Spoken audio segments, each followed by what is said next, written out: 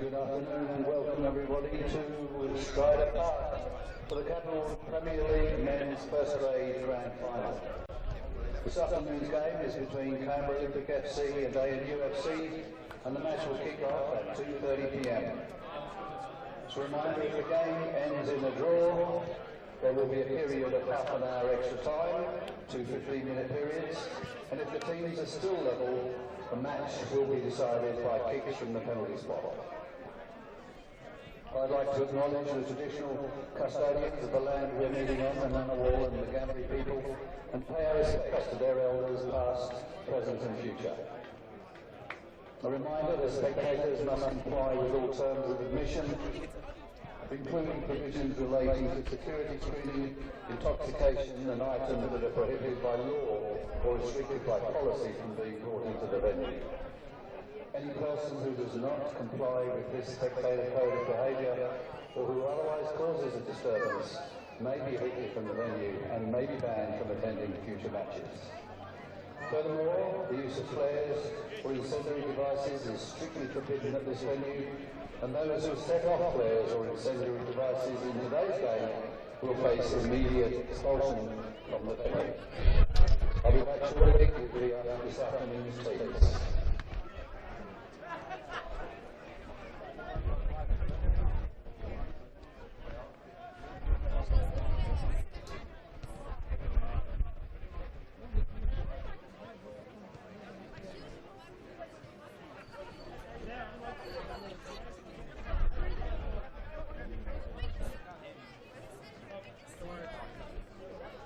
Do a quick check.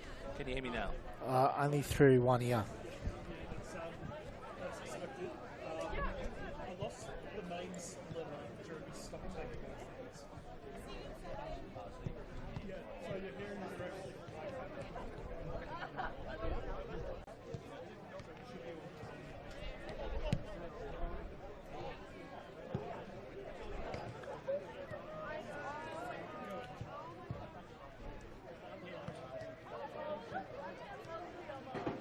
Good afternoon and welcome to the Premier League Grand Final at Stryda Park.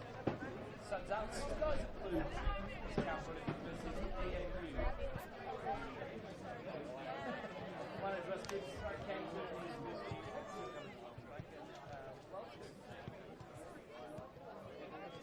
Beautiful day, Russ, and end of a very long season. I'm sure before we go any further, I'll probably, on behalf of all the football community in Canberra, I want to say a big thank you to you for your contribution and what you do for this sport and our code here in Canberra, especially with your commentary. And I don't think anyone would complain about what you bring to the game, and we love having you around, Russ. Well, thanks very much. Really appreciate that, Frank. And one of the games I got to commentate on was yours last night, the grand final, wasn't it? Didn't quite go the way you wanted, but in the scheme of the things for the team, an expected result. Most people would have expected Belconnen to win.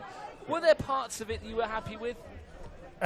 We walked out straight, I guess. I'm clutching at straws a bit for you here, 4-0 final result. Look, we played a team that's unbeaten, and they were exceptional. They've been exceptional all year, but credit to the girls. I think they, at 2-0, they hung in there and they created a little bit, and they just didn't get things to go their way. But that's life, the sun comes up the next day and you move on. But look, I guess the other thing I should probably say as well is I'd actually advised the club earlier in the week, win, lose or draw. That was my last game with the women's program. I think it was a good opportunity for them to look at elsewhere and give myself a bit of a break or see what's coming up for next year. But I told the players last night after the game, and look, it was just one of those things. We would have loved to have finished with a win, but coming second to a Belconnen side that's pretty much swept all before them wasn't a disastrous result at the end of the day.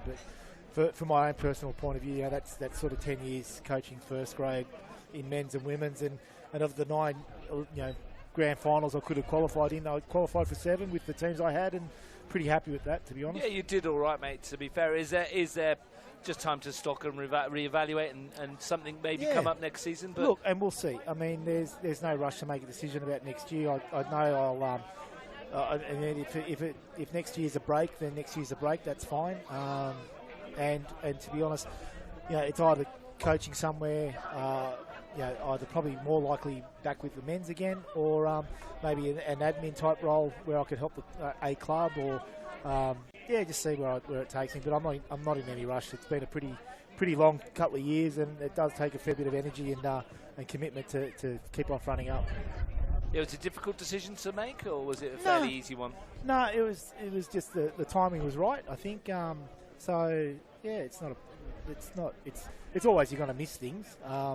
But I'm sure there's going to be times next year I'm going to be sitting up with my feet up thinking, geez, I'm glad I'm not part of that anymore. Yeah, when the rain's sheeting down at O'Connor enclosed in one of the matches. -5 on a Thursday night, and you don't have to track out to the Institute of Sport or Hawker Oval or something like that. So I'm sure Canberra Olympic have been very happy to have you, and we'll hope to see you around next season. Looking ahead to this game, Canberra Olympic, well, they're out there at the ANU. ANU have lost one this morning. Canberra Juventus 2. And you won in the under-23s. It's a funny old game that was, because NU started off really well. And we spoke about, with Steve Forshaw, I spoke about a bit of luck in grand finals you need.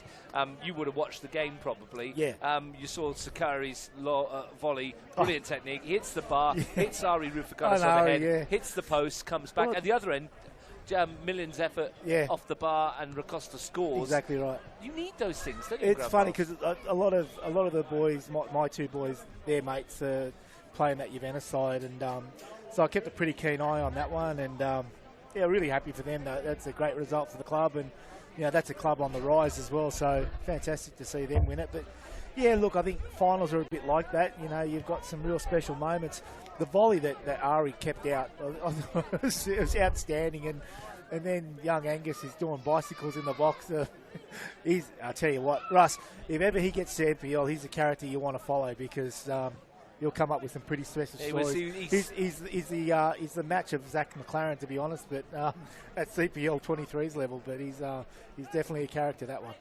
We did see as well some excellent stuff, and Ari Rufagalis gets the Player of the Match award. And I can tell you why we decided on Ari Rufagalis as well, because not only was his all-round game great, it was the way he starts attacks with his distribution is so precise. It was basically most of the attacks that Juventus had that created opportunities for them came from his alertness and pressure of coming to claim a ball, and then the awareness of straight away of getting something on the front foot. It was a really good display for the goalkeeper. I mentioned in commentary, he's not the most orthodox of goalkeepers, is he? And the way he makes saves, but keeps the ball out of the net. He does a job. Yeah, look, I think, as a coach, do you want an orthodox keeper that concedes their fair share of goals, or do you want someone who might be a little bit unorthodox but does a real good job for you? I think. And look, I mean, again, talking about some of the boys in that team, Ari's one of the kids who, top young man, and I think that whole family, Nick Rufagalis played for Olympic as well and Juventus for some time. So I'm really happy for all of them. Staying on the theme of goalkeepers, Willem Lejeune last night pulled out a fantastic save from Conor Minor-Smith's free kick to keep his team 2-0 up at the time. They went on, Tigers, to win the grand final by 3-0. William Accio had scored twice in the first 7 minutes of the game. Scored first 5 minutes, scored after 100 seconds. 7 minutes, that was correct. And then Ogwa scored at the end. Tigers, very deserved grand final winners. Weren't they brilliant last night? Well, Russ, I will tell you, I mean, I sat there and watched the first half at the ground. I mean, the start of that game was just electric. I thought Accio was just a different level, but even just sat there with Jordan, my eldest, Will Lejeune was coming out and claiming crosses, and he said to me, he goes, that's the first time I've seen a keeper do that all day. And that was the fourth game of the day, and he just commanded his box. But I guess the one thing I would say around that whole final and post-final, it just shows how important you are, Russ. When we've got the Canberra Times quoting you as a headline. Oh, of course, yeah. there was the most electric first 15 minutes of a grand final, and your quote around someone being happy to get sent off made the headline, Russ. Look, I mean, I just think, as a community, we've got to ask the press to do it just a little bit better, and maybe even get out to a game rather than just listen. I know your commentary is brilliant, and I love standing next to you, but mate, it shouldn't be making the headlines. It shouldn't really. A send-off in the 90th minute of the grand final after the team were absolutely brilliant. William Accio scored 2 wonderful goals as well. Congratulations to Ali Effie and Tigers. And we did mention yesterday in commentary about redemption for last year's final. They felt they should have won that. They felt some calls went against them, but they've got over the line. And they've got a wonderful little squad there as well. Some great players in that team. So let's switch our attention to what we're about to see here. We're, as we have been for most grand finals, except for potentially the one you were in, the league champions aren't here. Canberra Olympic versus ANU. This is second versus third. Canberra Olympic finished on 44 points, ANU on 39 in the in the league table. It's been an interesting final series, and we watched it last week. ANU played Belconnen United, and many people would have expected Belconnen, the champions, to come through, even though they've been beaten in their qualification final. And yet, once ANU got themselves in front, Alistair Moore very early on took advantage of a mistake. They were really structured, weren't they? They were very difficult to break down, and this is going to be important for Canberra Olympic today, isn't it? How do they break down this ANU defence? Oh, look, I think I think I've just got Tim Mustakis, the absolute legend here at Canberra Olympic, old digger. I think he's trying to show me a race. Russ, I think I probably stuck my hand up to do commentary on this grand final probably 6 or 7 weeks ago because I could just see fault. I could just see the way it was unfolding, and I tell you now, ANU are highly underrated. I think everyone would have seen probably combinations of Juventus, Canberra Olympic, and Belconnen being in the grand final, but this ANU side, it's a bit like that Brindabella side towards the back end of the year. They just sneak up on you. Yeah, they do, and they've had a really good start to the season. They know how to win grand finals, don't they, this ANU team? They've been in so many over the years down here. I'm looking at the match programme here. 2014, 2015, 2016, 2017, 2018, 2019. So many grand finals they played in that period of time. And what did they win? 5. They won all of them bar 1. So they know how to win grand finals. They haven't been in one for a while. It's been one of those things where since promotions come into the competition, it's almost like they've not wanted to win to get a grand final. But they do have so much quality in the team, and they work themselves really well. And what I was super impressed last week is the ability of them to drop in defensively and then to switch to the attack pretty quickly. They go with Monty Grace long. They try and hit Alistair Moore, and they use the pace of Jack Gibson and Max Mottel either side of him as well. Yeah. And then they brought on what we call Peter Crouch towards the end. Oh, Zach Chadwick, who's about 6'20". The funniest thing with that was I sat at a mate's house whose son plays at Belconnen, and we were watching that on YouTube, and I just finished saying, this guy reminds me of Peter Crouch, and as soon as I said it, Worthington come out with us. I mean, he was massive, isn't he? I saw him today. He's going to have an impact as well. But yeah, having said that, I think look, there are players in this ANU side who I think are capable of going into that next level if they choose to, and probably the one that really stands out for me is Monty Grace. I've been looking at this guy for 3 or 4 years, thinking that he's good enough to command a spot in an NPL side, and a good NPL side, not just there to make up numbers. Yeah, and he holds that side together. And I think when you've got a bit of a tactician there with Tom Crosby being the head coach, and the experience of people like Mark O'Neill, and then you got the pace up front of young Gibson. Yeah. It's a difficult side to break down. I think there's a few Premier League clubs have Monty Grace's number on speed dial at one stage when they would love to have him in there as well in the team.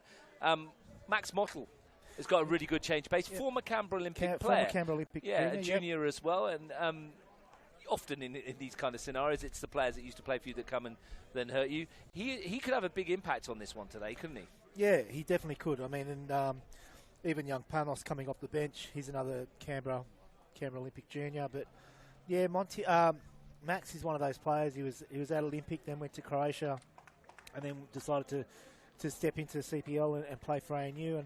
And I know for a fact there's a number of clubs that have spoken to Max about coming back into NPL, but he seems to be happy where he is, and but he's very good value for that ANU side. In the other changing room, Abraham Kemp will start as a 9 for Canberra Olympic. A position I've not seen him play before. Let's go through these two teams, Frank, starting with Canberra Olympic. Ryan Grogan picked Jacob Quinn in goal.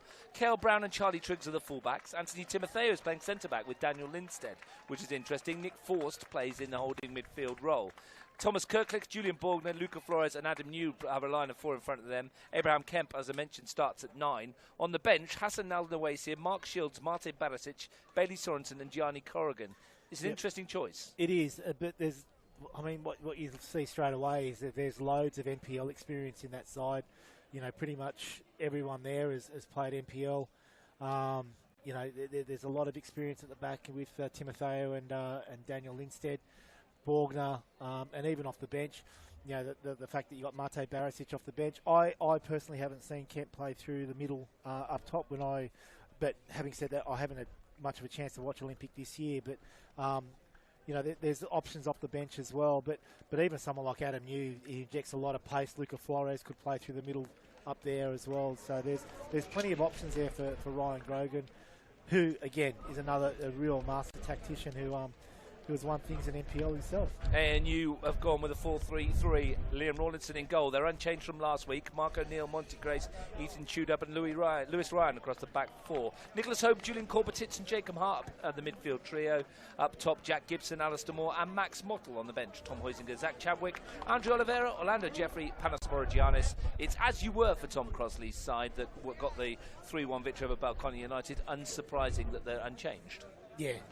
I mean, this time of year, stability goes a long way, and I think we probably saw that a little bit last night with the Monero Tigers game. You know, 2 forced changes for Monero with the likes of Tuchenko and Nanda not being available, and I think it showed a little bit. You know, for various reasons. You know, it always makes a bit of a difference. Delphina Shakespeare will referee the match. Harold Spanner and Casey Fleal the assistants. Ricardo Alberto the fourth official. Due to a quirk of the fixture list, this will be the 4th clash between these teams since the 20th of July. For Canberra Olympic, that's 4 of the last 9 fixtures they've played against ANU. Yeah, it tends to happen. I think we ended up playing Canberra Croatia in the women's 3 times in August. Yeah, they'd be sick of the sight of each other. ANU have won 2 of the 3 matches played between this season. They won the pair of the fixtures after losing in round 15, and they've lost just once in their last 8 CPL games. 4-2 to Belconnen in round 18. We'll wait and see what happens here today. It's an interesting one. If you had asked someone, if I'd asked you this question 3 or 4 weeks ago, or 4 or 5 weeks ago, who's going to win this game, you might have said the men to our left in the blue. Is there anything that you've seen over the last few weeks from the men in the orange to our right that will get you to change your mind there? I guess the one thing I would say is there are some teams that are finals teams. This is the first time Canberra Olympic, whether it's NPL or CPL, have made finals in a long time. And even though NPL experience counts for a lot, finals experience is a bit of a different ball game. And this team for ANU, like I said, they've played a lot of finals together, and that'll carry a fair bit of weight their way. Having said that, you know, if you looked at reputations and names on paper, you'd probably favour the boys in blue at the moment. Well, we will see. We will see.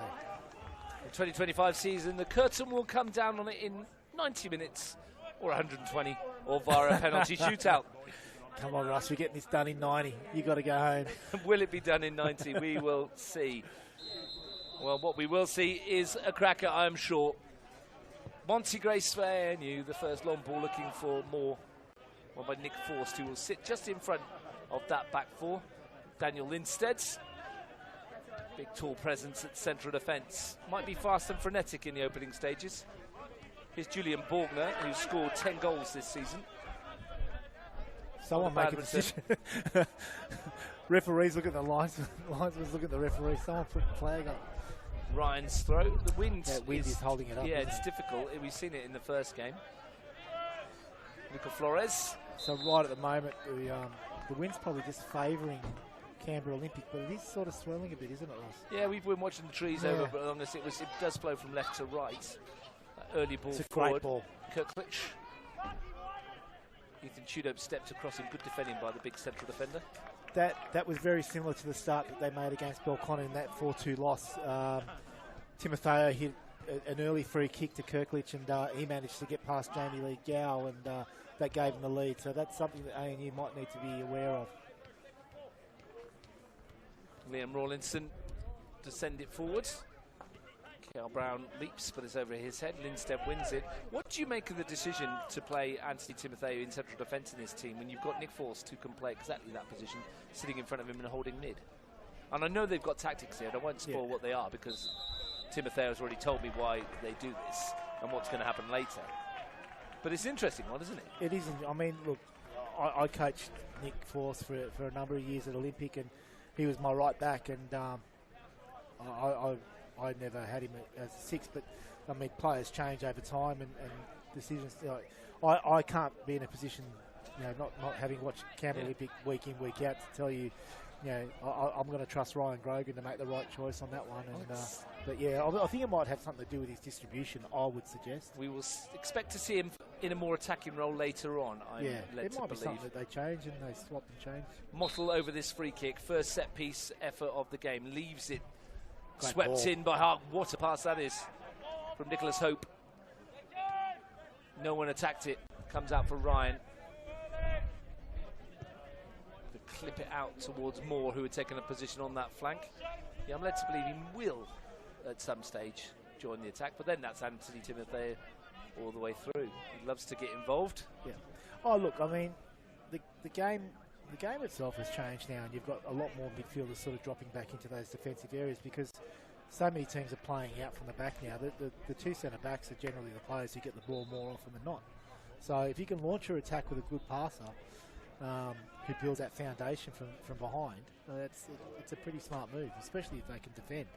I don't think you'd find too many players in Canberra that can read the game better than Donny there. So I think he could definitely... Obviously, Ryan's seen enough there to trust him in a game like this. Linson's ball forwards. Hope swings it wide. Here's Charlie Triggs. Perhaps the most unfamiliar of the Canberra Olympic players, a young fullback. Seen him play a couple of times in Premier League off the bench. Mottle using his strength more. Looked to flick it across. Gibson was alert. And we're going to get a corner kick. And this is what ANU play for. They're very dangerous on set pieces. They're a very strong, tall team. They're a tall team, aren't they, Russ? I just noticed that. Big side. And Nicholas Hope will go across to take the corner. Ethan Tudhope will come up from the back. He's the big, tall number 31 in the picture. Alistair Moore is a physical presence in there as well. Max Mottle, pretty tall as well. Monty Grace will lurk. Can Hope find the right delivery early days? Swung into the area. It was won by Tudor, but it's hacked off the line. It was Kel Brown who was on the post and well placed and needed to be. It was a good header, readjusted himself. The first warning sign for Canberra Olympic. Yeah, absolutely, Russ. It's a pretty close call there for Canberra Olympic. Important to defend those set pieces. We mentioned off air, and I saw it last week personally, once ANU get a lead, it's very hard to break them down.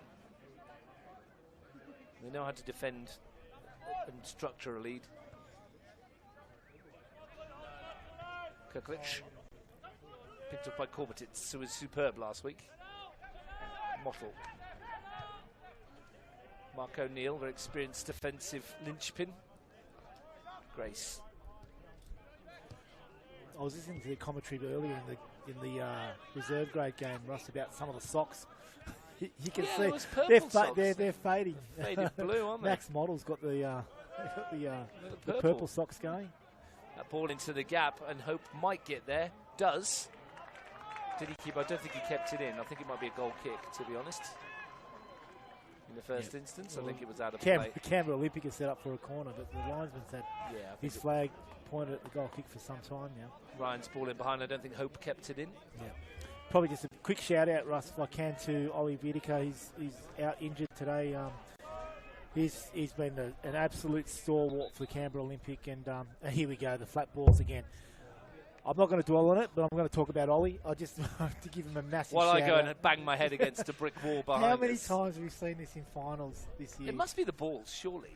I tell you now, I don't like these balls that they're using for match balls this year. They almost feel like those servo balls that you buy from Which is why they're BP. always flat. Anyway, talk about Ollie Vidica, much more important. Yep. Ollie, he's battled his way through injury all season long, and has come up a bit short today. But what a... Is he here today? He is. I saw him out there with the warm-up, and what a champion for the club. You know, he's one of the real stalwarts, and someone who really epitomises the whole Olympic family catchphrase. It's incredible that he's managed to come back from such a major surgery that he had. Yep. And he's still got himself out there. And unbelievable. Talking about Olympic stalwarts and legends of the game, just a bit of a wave there from Angelo Constantini. Yeah, so Ollie Vidika, it's a shame we're not seeing him out there today, but he'll be putting his cheering to good effect. Once Grace will tidy this up and go back to Rawlinson. Shame they couldn't put him on the bench. They could have put him next to Mark Shields, and the combined age would have been about 80. It's a horrible mess. It's going to... Lucky didn't get dumped for handball actually there, Luca. Yeah, it didn't work for Flores. Couldn't take advantage of it. Situation like that. So his first touch let him down. Situation like that. Do you just pull the trigger? I do. I was thinking exactly the same. Just shoot. It's a grand final. I mean, if you don't score off it, it doesn't really matter, does it? Yeah, well, yeah. Because you're not expected to get in there. That's one back beautifully in the middle of the park by Faulkner. Faust again, rather. Sorry. Ryan. Time to put it away. Drop of the shoulder finds hope. Jack Gibson's yet to have a real touch of the football in the first 8 minutes or so. 20 goals he's got this season. I mean, with ANU, if the review all goes through and everything, Frank, which we think it's going to, ANU will be a community football club next year in the Capital League 1, whatever it will be called.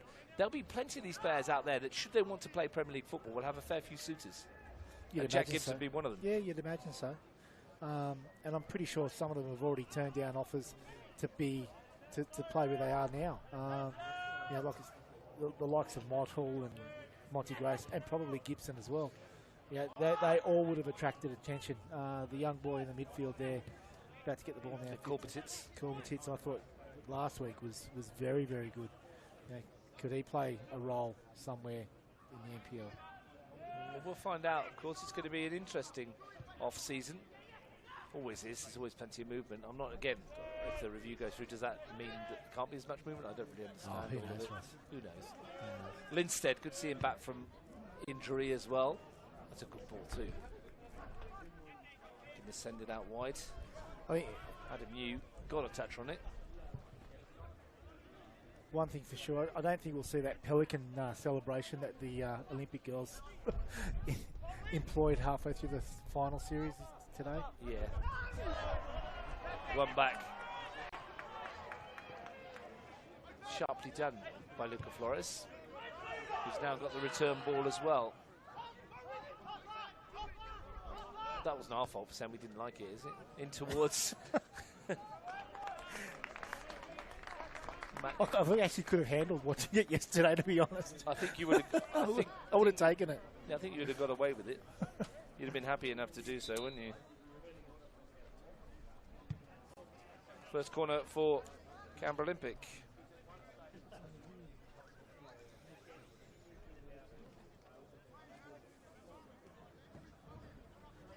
Who's coming to take it?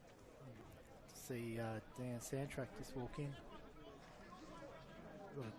Outstanding and impressive season Queen City had this year, Russ. Didn't they? Excellent. Yeah.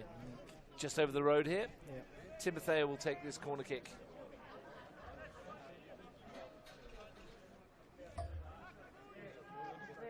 Faust has gone. Faust forced again. I could get there eventually. It's gone on the goalkeeper. It's too deep. He got away with it. He's whipped back into the area. It's a good ball from Adam New. O'Neill away. Adam New would have spent a number of years here at Monero. Russ, he'll know his ground inside and out. Part of that treble winning side here in 2022. Here he is. Triggs. Nice feet. Faulkner. Faust. Olympic happy to keep possession as Cale Brown looks to swing that crossfield for New. He'll do well to keep it in, he will. Nobody really gambled for him. It wasn't a bad ball there from Brown, and Adam New's a willing runner.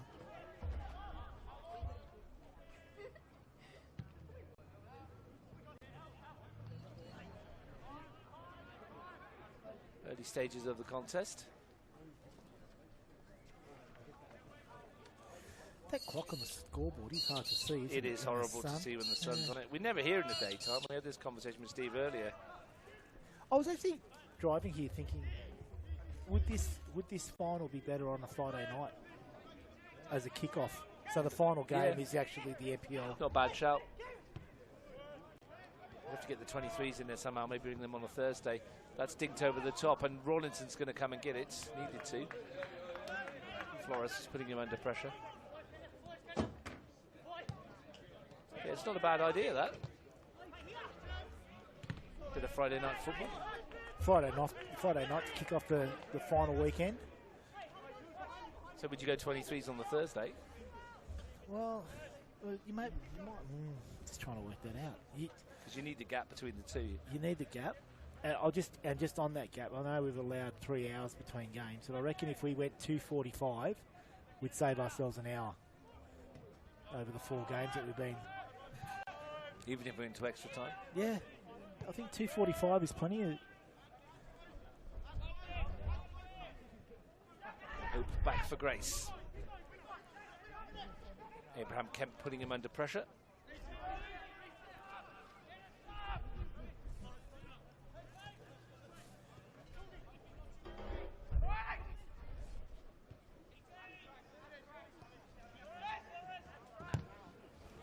Hope. Some ball. Just looking at Abraham Kemp, he's wearing number 7. He's actually listed on dribble on the match shirt. It's number 8. Confusion if he gets a card here is going to be something chronic, isn't it? It's going to be all sorts of problems. Is that a forfeit? Does it mean we can go home early? That could be. I mean, call it now. Let's go. We can get a Macca's and get our milkshake. Get our milkshake. We've probably been waiting all year for. Been promising ourselves one since about round 3. Should hope. Good movement. Oh, just needs to release that ball in front of him. Competence. Sweeping ball out for O'Neill. They do that a lot, don't they? Obviously. Giving it away a bit too early as well. Opportunity for New. Only Kemp to hit in the middle at the moment. Comes out for Flores. Really fierce hits from Julian Borgner. Yeah, well, we know Julian's got that in his locker, Russ. You know, he's scored a lot of goals, especially for Tigers, from outside the box, and he strikes the ball as cleanly as anyone. Adam New broke down the wing there, Frank, and you've got Abraham Kemp in the middle, who's not a recognised striker, and you can tell by the movement. That's the first thing I looked for. Where he's going for the ball, and it just wasn't there for him at the moment. And you know, different kind of qualities, of course. Yeah, no, it's you sort of read my mind a little bit, because as soon as Adam got the ball, I was looking at where the run was going to be made. Has scored 1 goal this season, Abraham Kemp. He's in the team to do a job. Here's Mark O'Neill with a throw then, and you seeking to make the breakthrough if they can. Getting some messages from my... oh, it's nearly handball. Well, it bounced off the arm, didn't it? The flag is up. We're going to get a corner. I reckon there was someone with a heart in their mouth there for a second, but it definitely hit the arm. Whether or not it was deemed as handball, but yeah, when the flag went up that quickly. It was a thought process, wasn't there? Hope's gone short with the corner. O'Neill to lift it towards the far post. Moore appealed away. Mottle couldn't get his feet adjusted. Kemp can hold it up, which is why he's in the team. Cale Brown. Kemp again. And you get some messages. Yeah, just getting some messages from our women's squad. All the girls are getting together today for Silly Sunday. They're actually watching the game. So I think they're complaining about the Pelican celebration. They're not complaining about it, because that was one of the... I'm sure I'm going to be getting some messages through the course of the game, Russ. Triggs ball forward. We might get messier as the afternoon goes on. I mean, I don't know. Some of them started probably around yesterday. Yeah. There's some pretty interesting photos coming from Nick Hopscotch from last night. Is there a theme to Silly Sunday? Yeah, there was. They're very well organised with this sort of stuff. It was a whole sporting theme. But no one's yet made the breakthrough here. Borgner might now. Fancies a hit again. It's a good one. It's a cracker. Julian Borgner took aim, and he finds the bottom corner. A strike of some quality. He had a sighter, and now he's found the net. Yeah, we were just finishing saying about 2 minutes ago, he hit the ball as cleanly as anyone from outside the box, and when given that opportunity, he took it, and that just nestled into that bottom corner. And big moment there for Canberra Olympic, and you can see Julian, that meant a lot to him. He's obviously got a young family in the stands and over to celebrate with them. 1-0 Canberra Olympic. 11 goals this season for Julian Borgner. Cut across the ball beautifully, arced away from Rawlinson at full stretch. Wasn't able to keep it out. And Canberra Olympic, well, their first real sighter of goal, and they're in front. And it's just what Ryan Grogan would have ordered. What have ANU got in response? They led last week. Now they've got to come from behind. In towards the far post, it was Mottle who was making the run forward. That win over Belconnen was their first in 4 matches. They lost one and drew one prior to that. And they had conceded just 9 goals in the last 7 games at the end of the season. But Olympic had 3 of those to their name. Hope bursts onto the loose ball. Mottle wants to go around the long side. There's a little shot there, and he asked the question. Waved away. Okay, the question for me is, if that's outside the box, is it a free kick? Because definitely grabbed hold of an arm there. It was a bit of a coming together. Decision had to be made. Was made fairly quickly by the officials. Ryan with the throw. Moore with the header. Roll out of play. Harmless enough. So you just go back on that. You said a sporting team. Is it like what? Dressed up as sporting characters? Yes, they definitely are. Sporting personalities. Definitely dressed up as... I just have to find the message. I'm sort of glad that this game kicked off earlier than I thought, Russ. I thought this game was going to kick off at 4 o'clock and I was going to have to make... It's a good job of rugby this morning. No, it was a good job somewhat. Leo Exaros told me yesterday. You'd have been I'd have been sat here on my lonesome. The theme is the Olympics, apparently, Chuck. Russ. The Olympics. Yeah, we've got a golf team, a tennis team, a boxing team, a breakdancing team, which I believe Nikita Perry is leading that with her Reagan. Then we've got a basketball team, a cycling team. Crikey, how many people are going on this trip? No, they're local. They are. How many people? I'm not allowed to say where they are, but they are local. How many people are in the squad? We used about 50 players in first grade. Did anyone go? Did anyone go as a football team? No. That's your problem. I was thinking that last night after about 5 minutes. Yeah. Once you grace I forward. quit now, so it's all right. I'll just exactly. get away with it. See what you like now. Ethan Shoot-Hope. You've still got presentation night to come, though. I do. Yeah, so just be a bit careful. You haven't written a blurb yet for the thing. I do. I've got to do that. Mottle. I was hoping it would finish with something a bit different. Yeah. 2 versions. Flores does well to get away from competence in the first instance. Good tackle, Shoot-Hope. Jacob Hart's not had much of the football in the early stages. It's actually quite difficult to see who is supporting the teams are, because you've got blue on both sides. ANU in their away strip are orange, but they're predominantly blue and white when they their supporters' colours. Here's Adam New backing himself against Mark O'Neill. Only 2 to hit in the penalty area. One of them was Kemp, who possibly came from an offside position there. He did indeed. I'm going to give it this. Officiating call. You're getting good, Russ. I believe in his years of experience. I know. We played midway through the first half. Did Borgner's goal the difference? I don't mind that idea of a Friday night grand final though, to lead into the big ones. We'll talk this year of switching them around and having grand finals on Sunday here. And this Sunday, is a Saturday, there's so but it many doesn't people. work, I don't think People so. like to go and celebrate or commiserate on a Saturday night.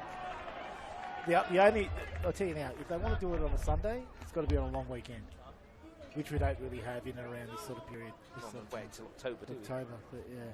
Get it done in June. Yeah, how good would that be? Just or like 20 rounds in the first 3 months of the year. Or, look at all the times we missed those winter July. Be like so much time off, so much room for other activities. Monty Grace for Mark O'Neill. You'd have to do a lot of games midweek. Jack Gibson's barely been in this, has he? As an He hasn't attacking seen outlet. it at all, has he? Had 2 glorious chances last week. Wasted one that He was did. fairly easy when there seemed to be no one in the goal, and then took his second one really well. Probably says a lot about the defensive work that Adam New's doing down that left-hand side for Olympic as well, that he's not leaving Trig 1v1. He's dropping back and making sure he's got some cover there. It's Triggs sending it forward. It might be something that Tom looks at half-time and maybe ask Mark O'Neill to sort of get a bit more forward to see if he can create something down that side to at least get Gibson into the game. The other option is whether or not you look at Gibson moving a little bit more, maybe swapping him and going central, or even swapping sides. Shoot hope. Grace. Hart. Grace again. Looking for Gibson. Lets it roll nicely. And now takes over and takes off. Triggs went with him. Yeah. Did well to stick with him, and Lindstedt helped out. And you can see the difference that time. They basically cut Adam New out of that defensive path because Monty Grace played that direct ball straight to feet to Gibson, who let it roll, and then could get that next pass forward. O'Neill's throw. Triggs header. O'Neill happy to let it go out for a throw again. And launches one into the danger zone. He's another ex-Olympic player there, Mark O'Neill. He was with me in my first year at Canberra Olympic in 2014, Russ. He's been around for a long time, Yep. Mark O'Neill. And there you go. I think he had a spell at Canberra City. Yeah, well, that's where we got him from, because we got him and Pat Ross McGee from Canberra City. I think he played alongside Mitch Stevens in that team, and David Dexter. Yeah. And Adam DeBell. DeBell. Yeah. Good Canberra City outlet. Nick Pelagi was coach. There's Kirklich. Ooh. Ryan had a little nibble. Kirklich keeps on his feet. Referee might revisit that. Out as far as forced. One bit of card for Ryan if Kirklich had gone down. Triggs has got plenty of time to pick his cross here and delivers it in towards Kirklich. It's going to come for Borgner. All hands to the pump defensively for ANU at the moment. Borgner wants to curl one towards the far post. It's got a Took a deflection. nick, it will be a corner. Louis Ryan's got away with that. If Kirklich goes down, Frank, I think that's probably a yellow card. Yeah, I saw that a little bit even last night. There was one where Akio got... I tried to bring Akio down, but he kept going. He got brought down once or twice last night, He William certainly Akio, did. didn't he? He liked to play at McKellar and found himself on the ground there quite a lot last night. Scored himself 2 wonderful goals. He was exciting, wasn't he? I was saying, talking to Robbie Googleman, the Monero manager, earlier today, and I said it's one of the first times in a long time that I was buzzing every time he got the ball. Like, I was really excited to see him get the ball, just seeing what would happen next. He was another level last night. Yeah, enjoyed commentating on him. He gets people off his feet, doesn't he? Yeah. Off their seats, I should say. Here goes Timotheo to whip this to the near post. It's very come good off Monty ball. Grace. Where's it going to land? All for the net. And the whistle's gone for some reason. Free kick, I think. Yeah. It's a very good ball, though, from Timotheo. So what was a free kick for? Someone pushed a bin in the aura of the goalkeeper. Not generally enough for a free kick Tell you these what, days. that could be an outlet, though, for ANU. I know it sounds odd, but Olympic attacking corners, if Timotheo and Lindstedt are both deployed forward, and I know they've got, they had Cale Brown sort of sitting at the back. If the keeper can get that ball released early and create a 1v1 or a 2v2 forward without Lindstedt and Timotheo there, it could be an option for them. Grace that does go long. Adam New, is he broken the offside trap? It's out of play anyway.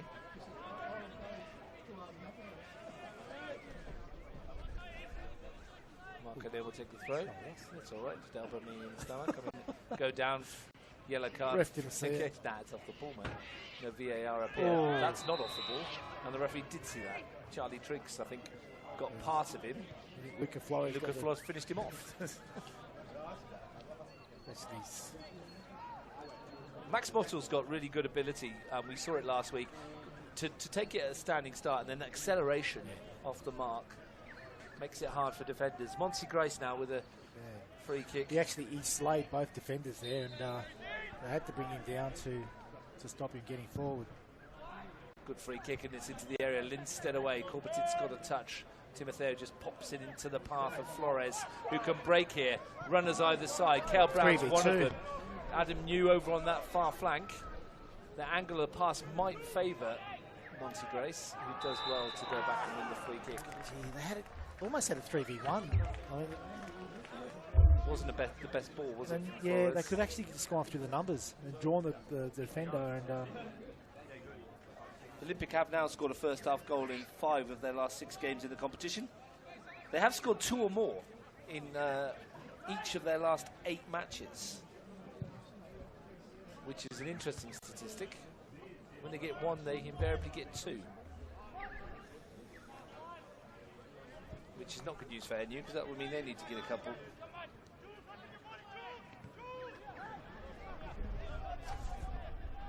Some nice stats for you in the second half that will be relevant later on, perhaps. Grace looking for Mottle, waiting for it to come to him.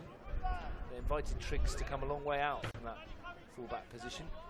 Tudhope's happy to go long. Alistair Moore's not been able to impose himself on the contest just yet either.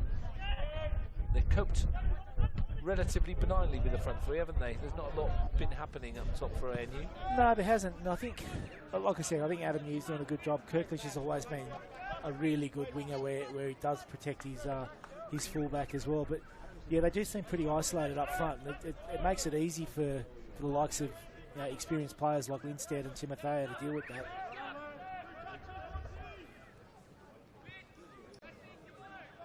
Coming up to half an hour gone. Borgner's goal the difference. Triggs. New. Flores. Didn't get that quite right. Outside of the foot square ball. Gets cut out.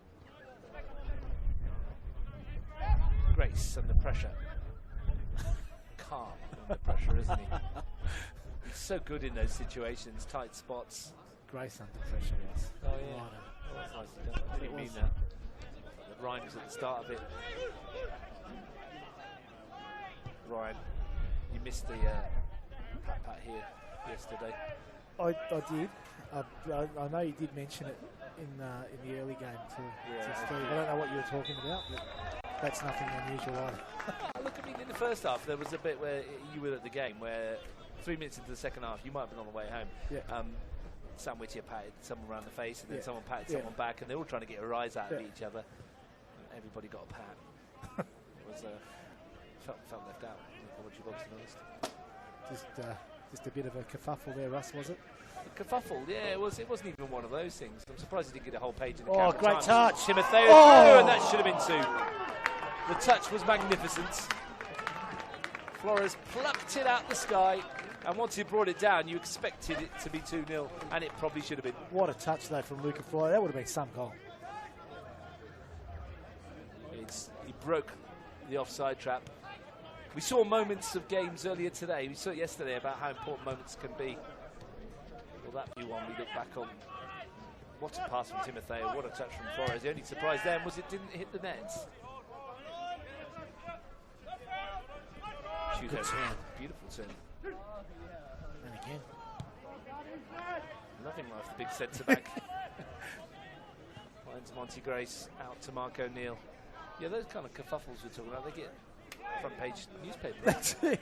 Shows how important you are. Kerfuffle.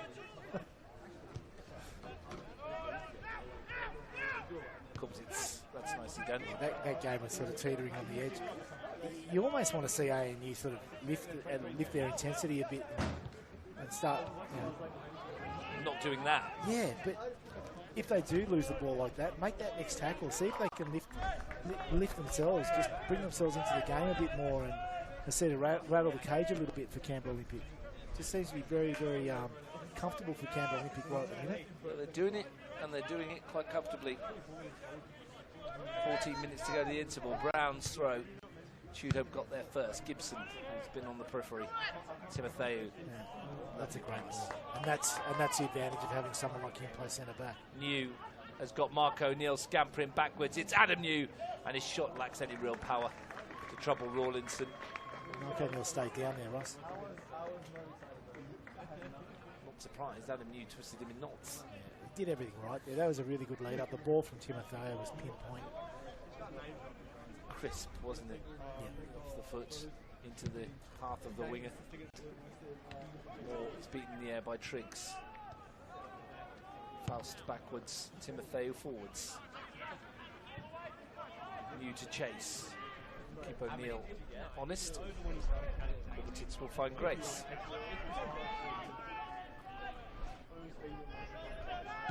Bottle back for Tudhope.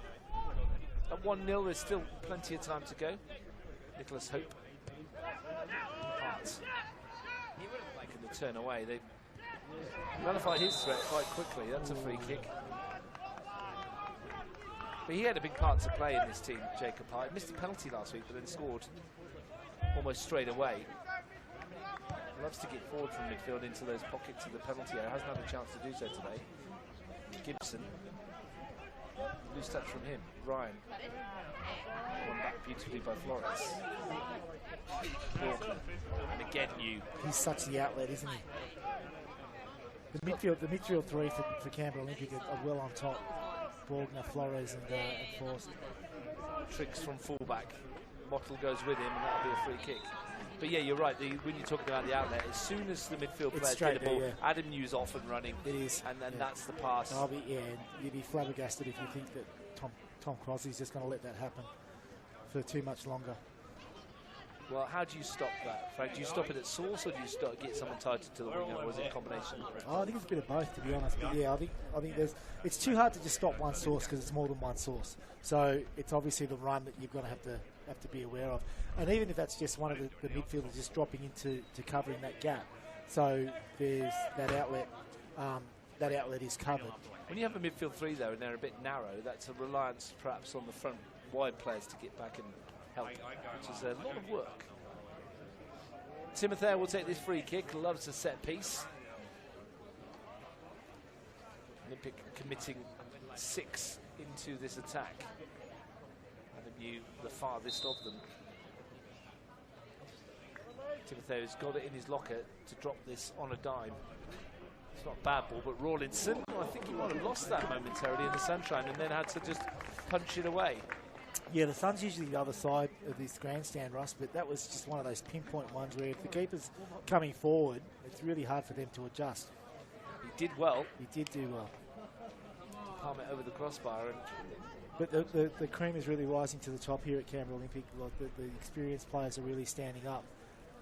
Timotheu, Borgner, Flores, Adam New, they're really dominating this game. Flores has gone short with Timotheu, but I think Timotheu will send this in, keep the pressure on.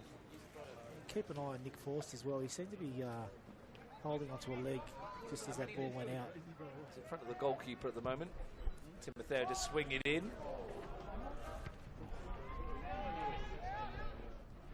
Kemp threw himself at it, couldn't get anywhere near it. Gibson forward. Flores just lets it roll. Lovely shape on the body just to let that go through. Brown looking to put it over the head of Ryan, who did well to recover. Knock it away from Anthony Timotheu, who goes quickly. Kemp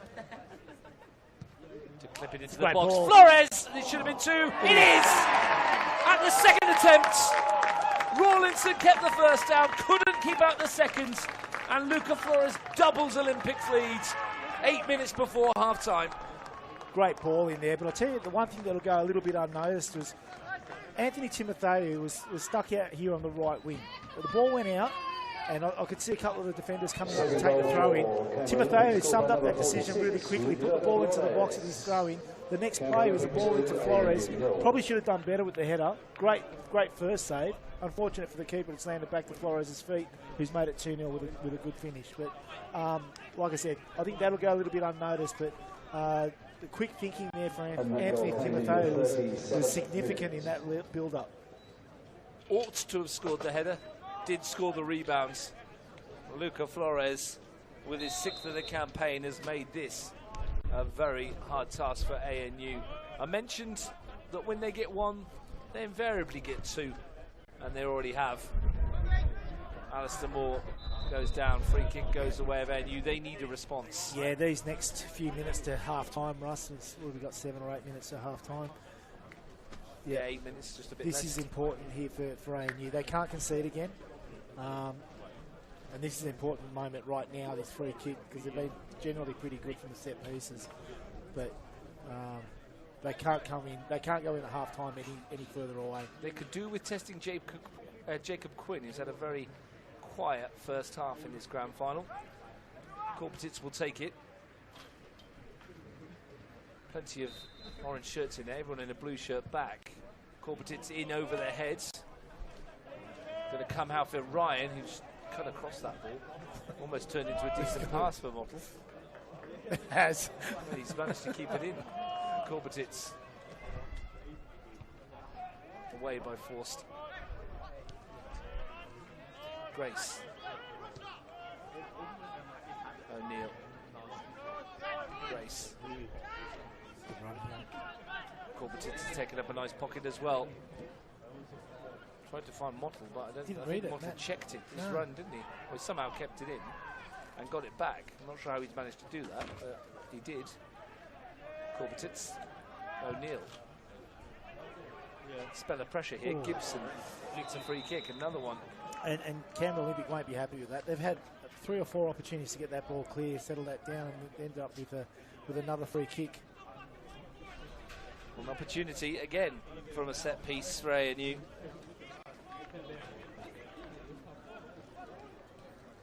Bit of good response to going 2-0 down this. Tom Crossley sides won't give up. They'll battle all the way. I can hear Tom through the audio. He's basically saying to the players, stop waiting. I think just a bit of urgency is required here from the ANU boys. Well, they're putting the pressure on. They could do with some of this, at least creating a chance. Mottle to whip it into that near post. Judd was there. Should have scored. Well, once he got there, it seemed easier to score. Well, that's a good response from ANU. They're still part of this final. Yeah, I mean, you know, we're talking a bit about moments. That's a moment. That should have been 2-1. Set pieces have been a good route to goal for them. This is going exactly how Ryan Grogan would have hoped. We get to that stage where we talked about yesterday in the men's game and the game that you were coaching in, Frank, where the next goal is the important one. 100%, yep. Olympic get the third, you would say it's game, set, and match already. Yep. Then you could get one and the whole thing will change, but they've got to sharpen up a bit here. A bit fortunate, Grace did well to get back, and then Moore's giving it away. Faulkner. Forced. Kirklich. Wins it back. That's Forced with Kirklich, Brown. Gibson and Lindstedt coming together. Another free kick. It's a bit bitty, isn't it? There's been a lot of free kicks. Oh, it's not even that. It's just, like, I don't watch ANU every week. I don't profess to, but I know the quality of the players that they've got and some of the passes that they're missing, and you think they can't continue playing this poorly for the, like, you know they're better. We all know they're much better last week, weren't they? Even just less than 7 days ago. Nicholas Hope with this free kick. Did he find the key to the door? Ball in. Quinn came a long way. Nodding goal was by Grace and hacked away. Marginally closer. Yeah, I'll tell you, the set pieces are causing some issues here for Canberra Olympic. been a good response though. Credit to the students. You know, they've lifted since that second goal.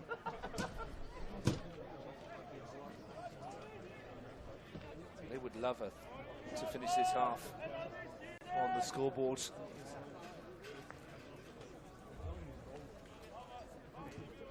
Whipped into the danger area. Buildup was up there again. Might come from Ryan on the turn. Came off Adam New. They will go again from this side. Corbetitz will come across and take it. Spell of pressure this from ANU. Canberra Olympic having to deal with it. The first time in the match they've had to dig in defensively. Talking about digging, the earth and the pitch around the goal boxes here at Riverside are really poor compared to the rest of the grounds. It's a bit of a handful there for the keepers. Corbetitz to the near post. Seen a lot of action in the goal mouth in this ground. Yeah, they obviously have. Scored a lot of goals, don't they, the Panthers at home? O'Neill has nodded away. Back towards Moore, but he couldn't get his head on it. Hart does well. And loses out. And then fouls. Anthony Timothy. Reasonable crowd in today. Yeah, I thought there might be a few more, to be honest.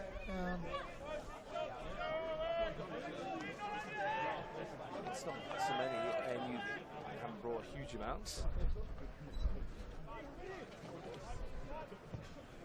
Quinn goes forwards.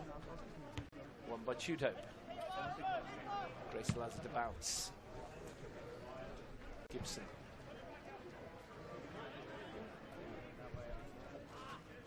Moore.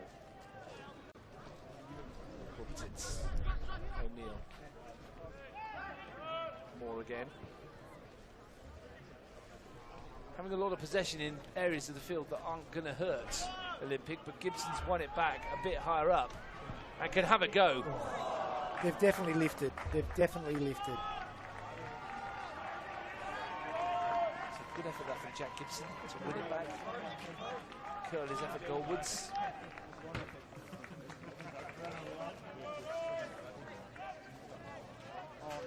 Into the final minute of the first half. Ricardo Alberto's getting the board ready. I imagine there'll be too much added time. Got Jordan Thurtell messaging me from Queensland asking me how last night was, Ross. Well, you lost 4-0. I know. So, I mean, and I'm commentating how as do you well. how do you think it was? Kirkledge. They weren't the words I used. Yeah, I'm sure. Brown, I've been in the chat group with you. I know the words you use. It's quite direct and to the point. Exactly. Nothing wrong with that. Forced. Thumped clear by Ryan. Gibson brings it down for Moore. His layoff has only found Adam New. Kemp. And back by Grace. And Kemp wins it back again. Dogged work from the false nine, if you like. Well, the interesting thing is, even just looking forward to say next year, depending on how that review all plays out, promotions and whatever else is, you wonder how many Olympic players are playing for their spots for next year as well. So there'll be a few. Yep. There's a general churn of talent around town, isn't there? And there'll be, I'm sure, the Olympic hierarchy are looking at ways that they can strengthen this group for potential Premier League football. Mottle. Mark Lindstead downstairs, Daniel's father, had his birthday during the week. Grace sends it. I didn't see before the vision go up. Quinn's come across, so. I tell you, I think those boards are great. It's a shame we can't get them during the normal season. We don't get a fourth, but it'd be useful. The funny thing was today, the sun was on it. I think some of the fourth officials will be pleased that they're not sort of sitting next to Matt Kosher every week as well. Flores has won that brilliantly, and he's found Borgner New. This might be a vital 30-odd seconds of football here. Adam New, O'Neill backtracking. Did well, Mark O'Neill there. A corner kick. Olympic ending the half into stoppage time, of which we're in the second minute of it, with a chance to potentially, I said potentially, might put this one to bed if they could nick a third here. Anthony Timotheo, as he has done the whole half, will go forward to take. Lindstead, the tallest in there.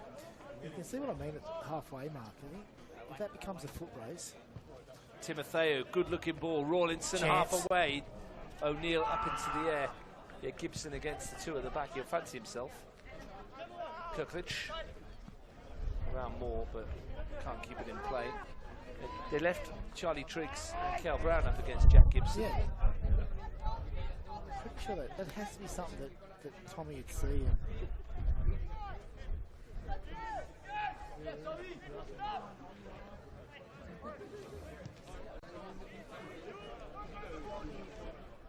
Be interested to be a fly on the wall in these two change rooms and just listen to the coaches' team talks, Russ.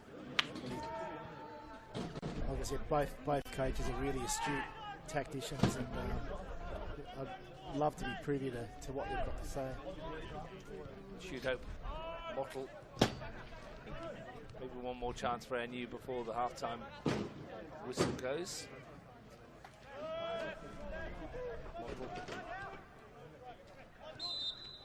There won't be, because that is the half-time whistle, and Frank Keisha, good half as far as Canberra Olympic are concerned. Yeah. They've had chances and they've scored twice, and Ryan Grogan will be happy. Yeah, look, I think from a Canberra Olympic perspective, you couldn't have asked for anything more than that. You know, 2-0 up at half-time. The thing is now that they just can't rest on that. I'm just looking at Nick Forst. I still reckon he's struggling a bit. He's been such an important player in the first half. You'd want to keep him on for as long as you possibly can. He's got the armband on. But for Tom Crosley, I think it's now all hands to the pump and see what they can do to get themselves into this game. And all it takes is one goal, and they can get themselves back in it and shift momentum. But the outlet down that left-hand side that Adam Hughes providing for Canberra Olympic is really key to their lead at the minute. 2 goals, 20 minutes apart, have Canberra Olympic in control of the CPL Grand Final here at Stryda Park. Julian Bogner with the first, followed by Luca Flores. Half-time, it's Canberra Olympic in control. Canberra Olympic 2, NU 0.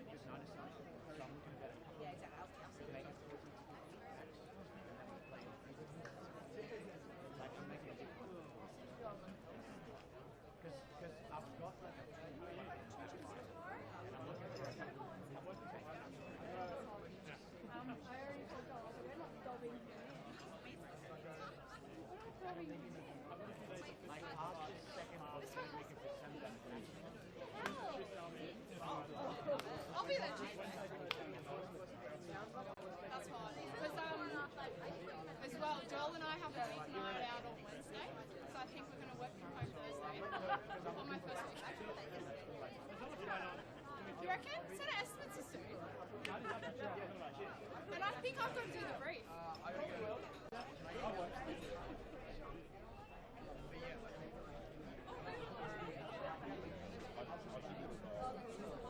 You're in a group. What are you doing? I'm not going to do that.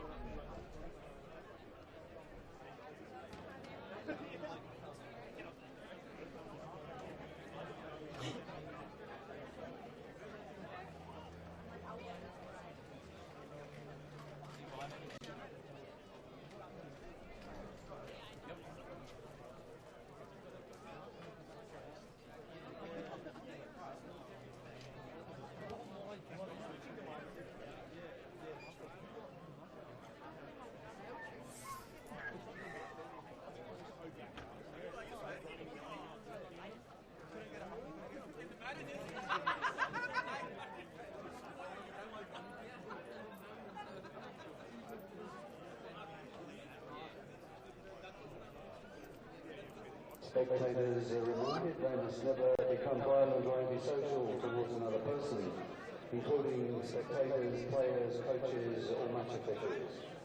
Any person identified engaging in disorderly behaviour or who otherwise causes a disturbance may be evicted from the venue, potentially banned from attending future matches. Spectators must not enter the field of play or playing arena without lawful authority. Significant penalties apply for breaching this condition of entry, including being evicted from the venue and potentially banned from attending future matches. Furthermore, the use of flares or incendiary devices is strictly forbidden at this venue, and those who set off flares or incendiary devices in today's game will face immediate expulsion from the venue.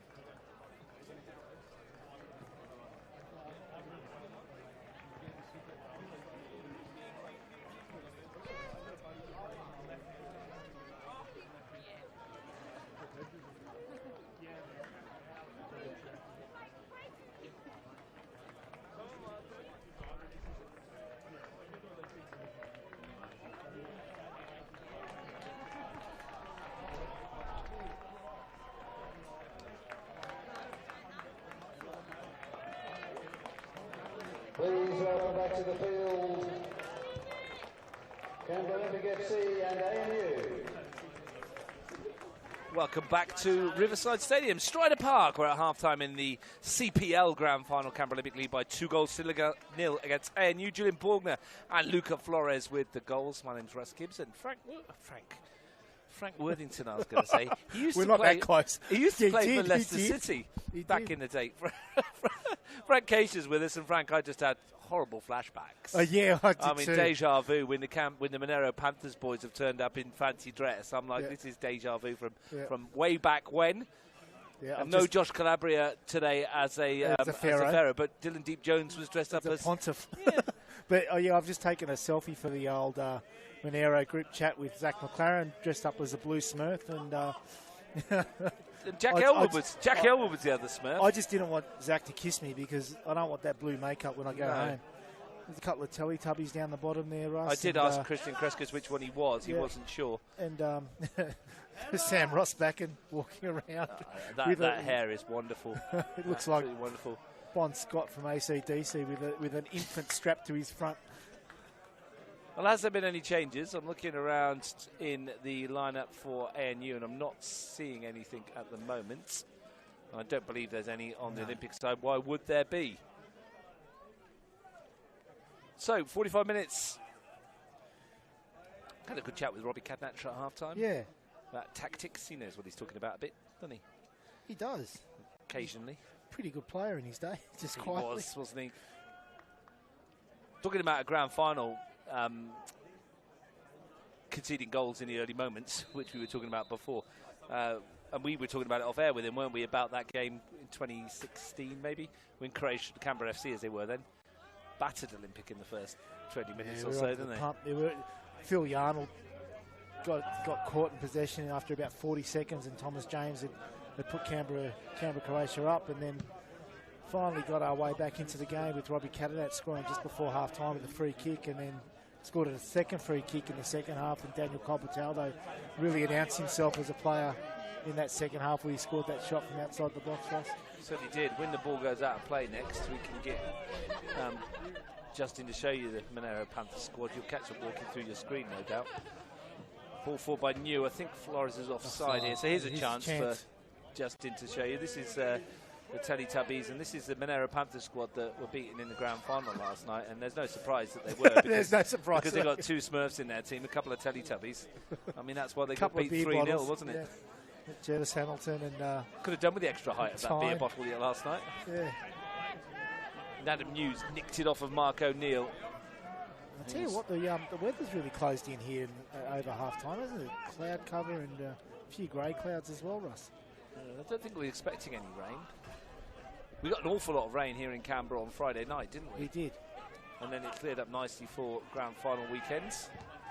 There was a pullback right there on that far side.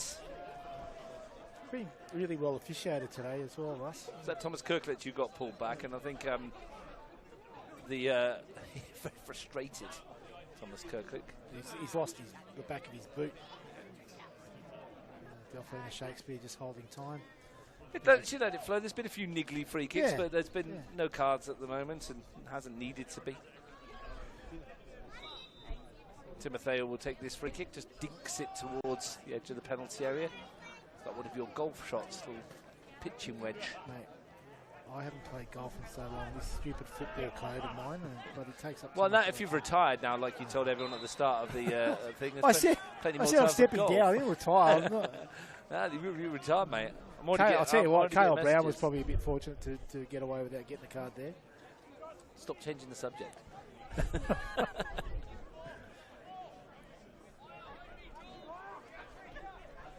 Free kick, which Liam Rawlinson will take. Talk about unlucky goalkeepers. Made a really good save from Luca Flores' header. Wasn't able to react quick enough to the rebound. Jacob Quinn hasn't had an awful lot to do. I can't really remember him making a save in the first half. A couple of headers that win, one that he didn't get near, was cleared off the line, and then one that was headed wide by Ethan Shoothope. Are you surprised at the moment that there's not been a tactical switch by Tom Crossley to try and get hold of the midfield a bit more, or are you think it's a question of let's see how it goes for the first 5 or 10 minutes? Yeah, maybe just steady as she goes for the first 5, see if we can get ourselves back into this game, just settle in and then make the change.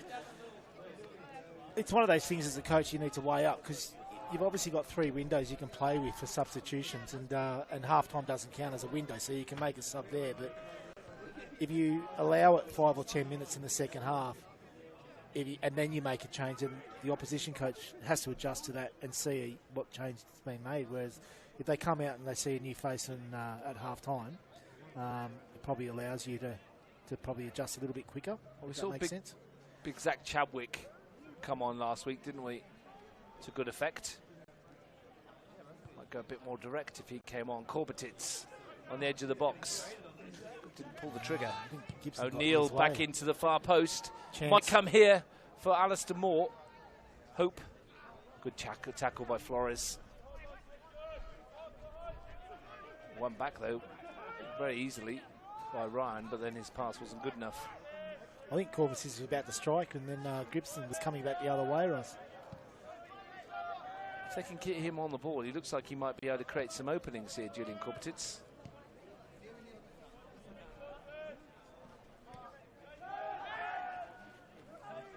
Forced.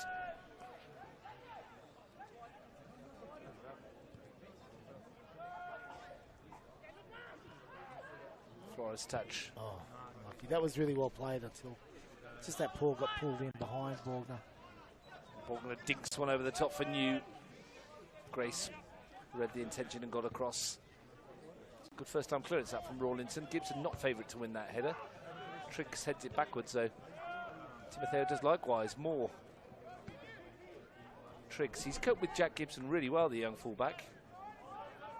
Now Kirklich, I think he wanted to switch that to Adam New, but Adam New hadn't made the run. Yeah. It's probably the first time today that he hadn't. I think he was just trying to get himself back on side. From the previous run. Yeah. He's been exceptional today, Adam New. Well, you get the chance to pick for a player of the match, Frank, so you get a vote a bit later on. Might be in the equation.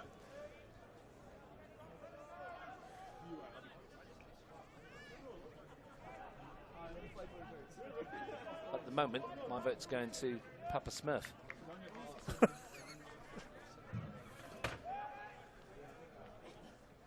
Well, I'm getting messages from home with getting told that there's a roast for dinner, Russ. A roast? Yeah. A roast what, though? Lamb. I bought it this morning. Nice. Yeah. Have a bit of a lamb. Don't mind eating a kebab either. Yeah. A nice bit of roast lamb for dinner. I got a message from home saying, can I take some of your money? See, at least you get asked. Well, that's true. I'll come over and go, what happened to our money? What stuff? Yeah. It's all been all spent on the vegetables to go with your roast. I bought a pumpkin, but it was it's actually for a pumpkin soup for during the week, Russ. Like a good pumpkin soup, isn't it? His mottles are running down thing. Do you know, when I first came to Australia, I didn't realise that people ate pumpkins, because in the UK we don't eat pumpkins. They're like food you give to like pigs and you know, animals and farms and stuff. But yeah, and over here though, you roast pumpkins and make them in soup, and they're great. Yeah, they are good. Yeah, never know. That was a long time ago. I'm a big pumpkin fan now.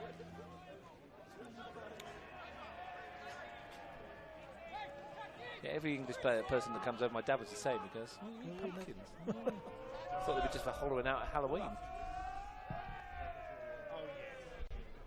Quinn Ford, you can tell it's Sunday lunchtime or nearly tea time. Yeah. Because it's. I haven't had a good food conversation for a while. Hope. Mottle, lovely turn that is. Gibson's made a good sharp. run. Couldn't get Gibson in. They need one of these to come off, and they need the next goal to give them a modicum of hope to try and pull this one back in, and they've got to be careful they don't get caught like this. Take him on 1v1. Adam New running at O'Neill, tried to bend it bottom corner. You could see what was in his mind.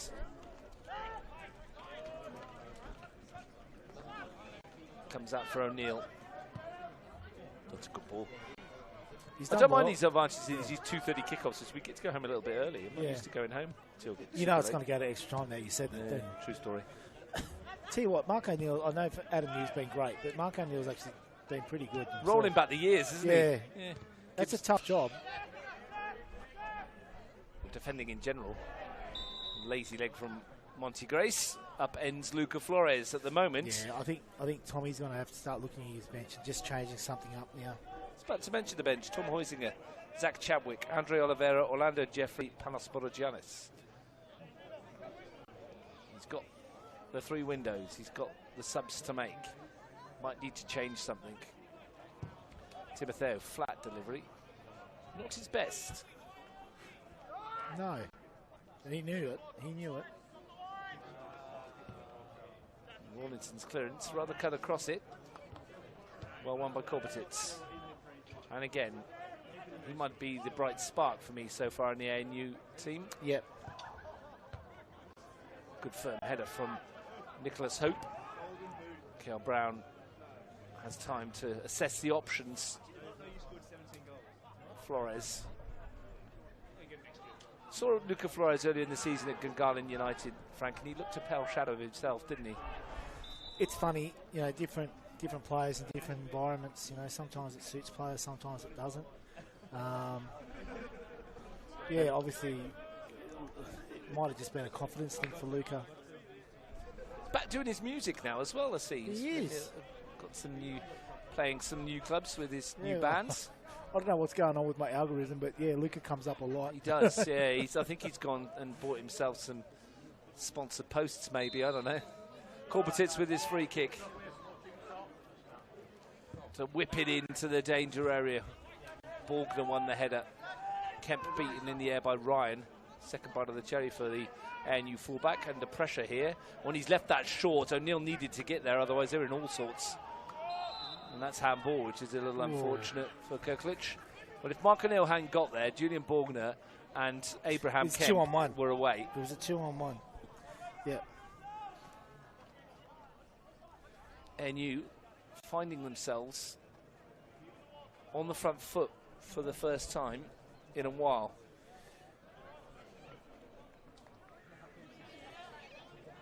Obviously the girls are tuning in, putting salsa on their dips and stuff for us. They're Honestly, they're where's right into this game. Where's ours? I mean, You don't want to be part of that party, Russ.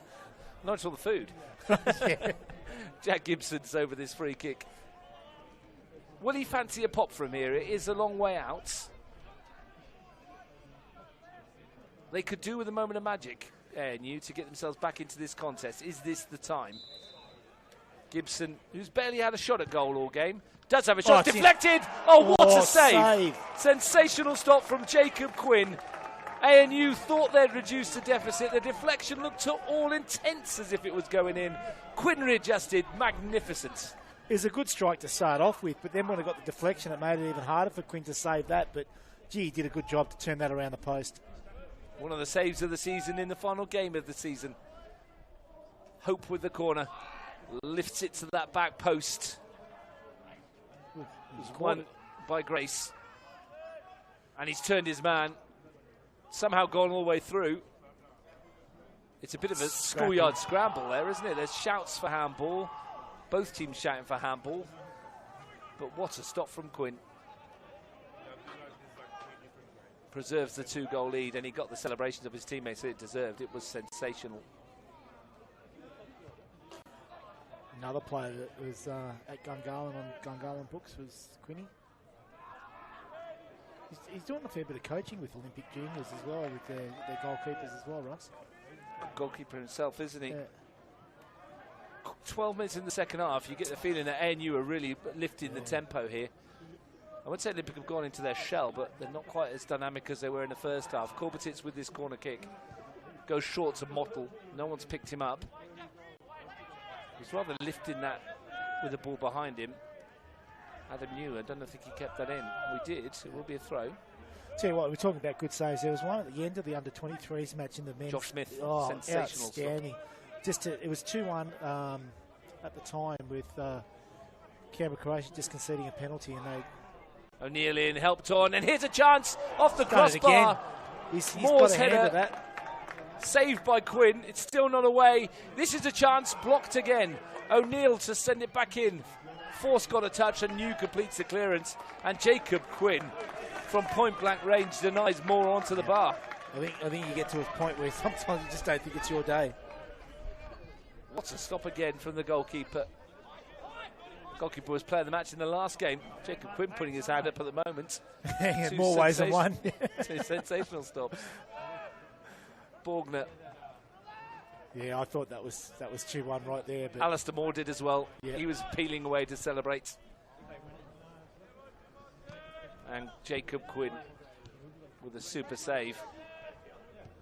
But again, though, a lot of these are coming from set pieces. A shot from Gibson for the free kick, and then that was on the end of a spade of corners and throw-ins deep in Canberra Olympics area. Triggs. Oh, lucky. Yeah, went for the return from Adam New. Gibson beaten by New. Borgner. Quick feet. Yeah. Created the 50-50, which has been won by Ryan. And he's been eased off it by Brown, illegally There's so. probably no need for that too, because he's running straight into the heart of the Olympic defence. There was about 3 players waiting for him. Given the ball away by then as Yeah, well, I think. he'd overrun it. Well, the last free kick from this range, Jack Gibson almost reduced the deficit. Would you not give him another pop? Well, if he's confident enough to do it. Well, he's teeing it up, isn't he? There's a substitution coming up here as well. A double substitution. Gee, it's like Jacob Hart is coming off for Andre Oliveira. A quiet match for Jacob Hart. it almost looks like a player with his mascot at halfway, Russ. Because of the other substitution is Big Zach Chadwick for Nicholas Hope. Slight size differential between the two.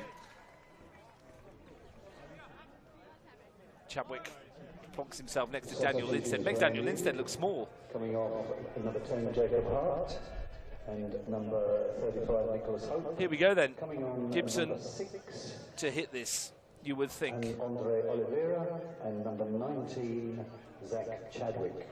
Oliveira's gone right up to the free kick as well, Frank. As if you might fancy this. Be some introduction, wouldn't It'd be it? quite pretentious to be doing something like that straight off the bench. Well, here he is. Over the ball. He looks favourite as well. But Gibson did go close last time, and he's had another go. This one's a little easier for Quinn. So we stood here next to one of the best goalkeepers that we had in our local comp, Russ. He would Justin know. Kempowski. He would know how difficult that first save was from Quinn when he had the deflection from the free kick. Yeah, the reaction was top-notch. Yeah. Absolutely top-notch. Mentioned this over the course of the weekend, that we talk awful. We spoke about Steve Forshaw in the previous game. We talk an awful lot about goals and goal scorers and creative players, but the goalkeepers are worth their weight in gold in these kind of matches. Oh, yeah. They can win you finals by those kind of moments. 2 quality saves from Jacob Quinn. Triggs sends that one away. It's been a good start to the second half this from ANU. It's been They probably deserve to get themselves a goal with these first 15 minutes. well, from a neutral perspective, an ANU goal right now would set it up rather nicely. Oliveira's left it, and there it is! They've got it on Again, cue. set piece again. Long throw from Mark O'Neill. Bounced in the 6-yard box and just got in front. And Quinn did everything he could to get his hand to it, and he did, but wasn't enough to keep it out. Jack Gibson, as is his wont, gets in front of his marker and on cue pulls his team back into it. 21 goals for the season. Olympic 2, ANU 1. Gibson with the finish. And here's a triple change. 3. Work this one out. Kemp, New and Borgner, by the looks of things. Are coming off. Barisic. Hassan Al Nawasi and Bailey Sorensen Well, this will be that move that you spoke about earlier in the game, Russ, and Nick Force has already lined up at centre back. Timotheo has gone into midfield. I say Bailey Sorensen goes into 6. The changes just to confirm them for you. Bailey Sorensen comes on for Borgner. Hassan Al-Nawasi for Adam New. Mate Barisic for Abraham Kemp. Timotheo goes further forwards. As you say, Gander up for those in orange now, perhaps. They've been knocking on the door at the start of the second half. I tell you what, Jacob Quinn even got a hand on that as well. Couldn't quite keep it out, could he? He got a hand on it, and I tell you, if you're unfamiliar with Mate Barisic, you're in for a bit of a treat because this boy can play. He's played NPL in Victoria and was one of the Canberra United youth players when they played in the A-League youth team youth competition. Came back to Canberra to play for Olympic this year, and he is a quality player. Dozen goals this season he scored, Frank. Oh, there's a bit going on there. A bit more in front of the bench. Well, here's a couple of things for you. Olympic have scored 24 goals in the final 20 minutes of matches this season. They love this period of the game coming up. And in 2 of the 3 matches against ANU this year, Hassan Al-Nawasi, who they've just brought on, has scored a goal in stoppage time. Yeah, right. So he loves playing against ANU in time added on. That ball is picked off by Luca Flores. And he's looking for Barisic down the middle. Away by Rawlinson. Flicked on by Moore. Back by Triggs, only as far as Grace, who's moved into that midfield role. Mottle backs himself against the fullback, and Triggs does well again. Credit to ANU, Russ. Ever since Olympic scored their second goal, they've lifted. They had that spate of set pieces and at the end of the first half, and they've really started the second half on the front foot. Mark O'Neill will take another long throw. Kirklich marking the tall man. In towards Chadwick. Up in the air from Forst. Lindstedt and Chadwick together. Comes out for Mottle. Going to ride the first challenge. Around that box. There's been a few instances where you think they're just about on the verge of giving away a penalty here, Olympic. And you can sense there's something here for them.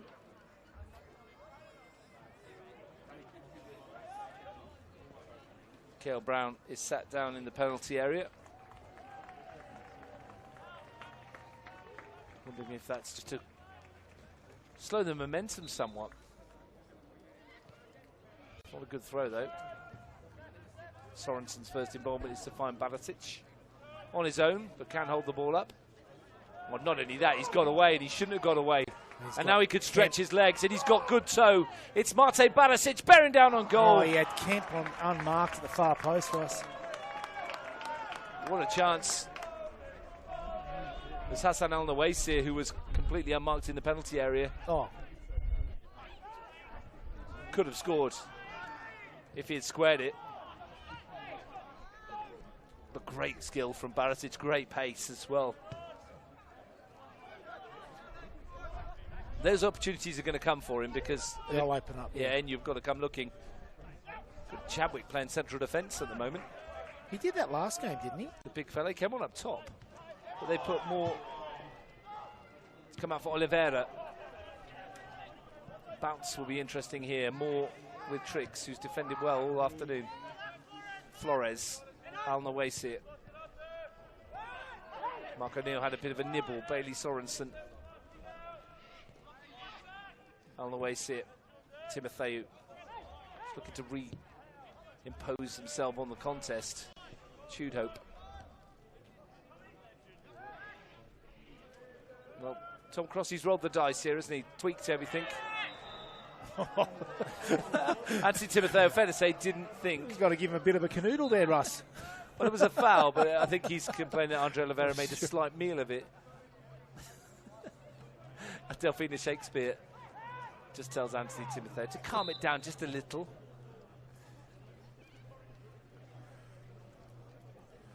Oliveira to lift it. Grace got a touch. Comes for Mottle. Oliveira looking for the run of O'Neill, who's got goal side in his header. Well, it wasn't directed at goal, but it found Gibson, who in turn found Moore. Oliveira. He's looked sharp since he's come on. Clips that into the area. Sorensen away. Timotheu. Flores was on the back foot, but he managed to get hold of it.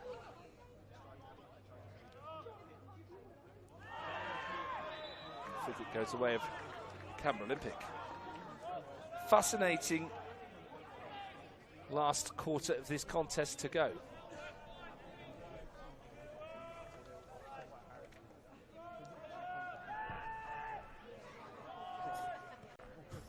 Dogs and chips, done that. I think Alex Tyne's going to go feed the Teletubbies in the Smurf box. Looks like it, doesn't it? Yes. O'Neill.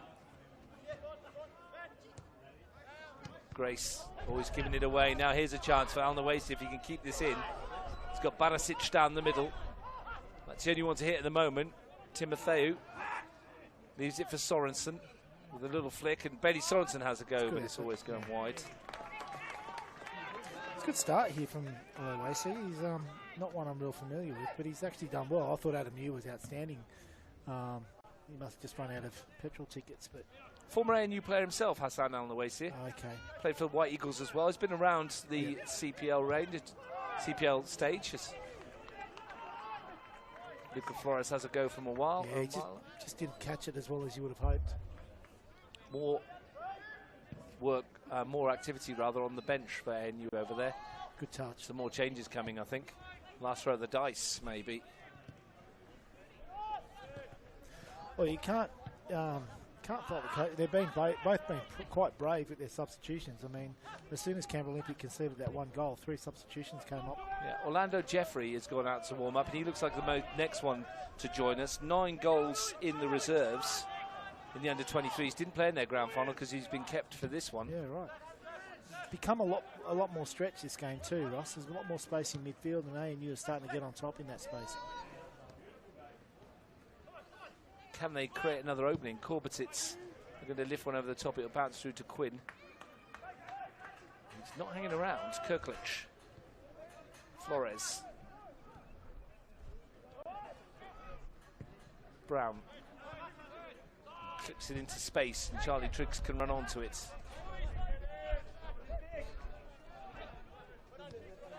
Back for Timotheu. It's a nice looking crossfield ball. Kirklich took it into his stride. 1-1 back by Tudehope. Oliveira.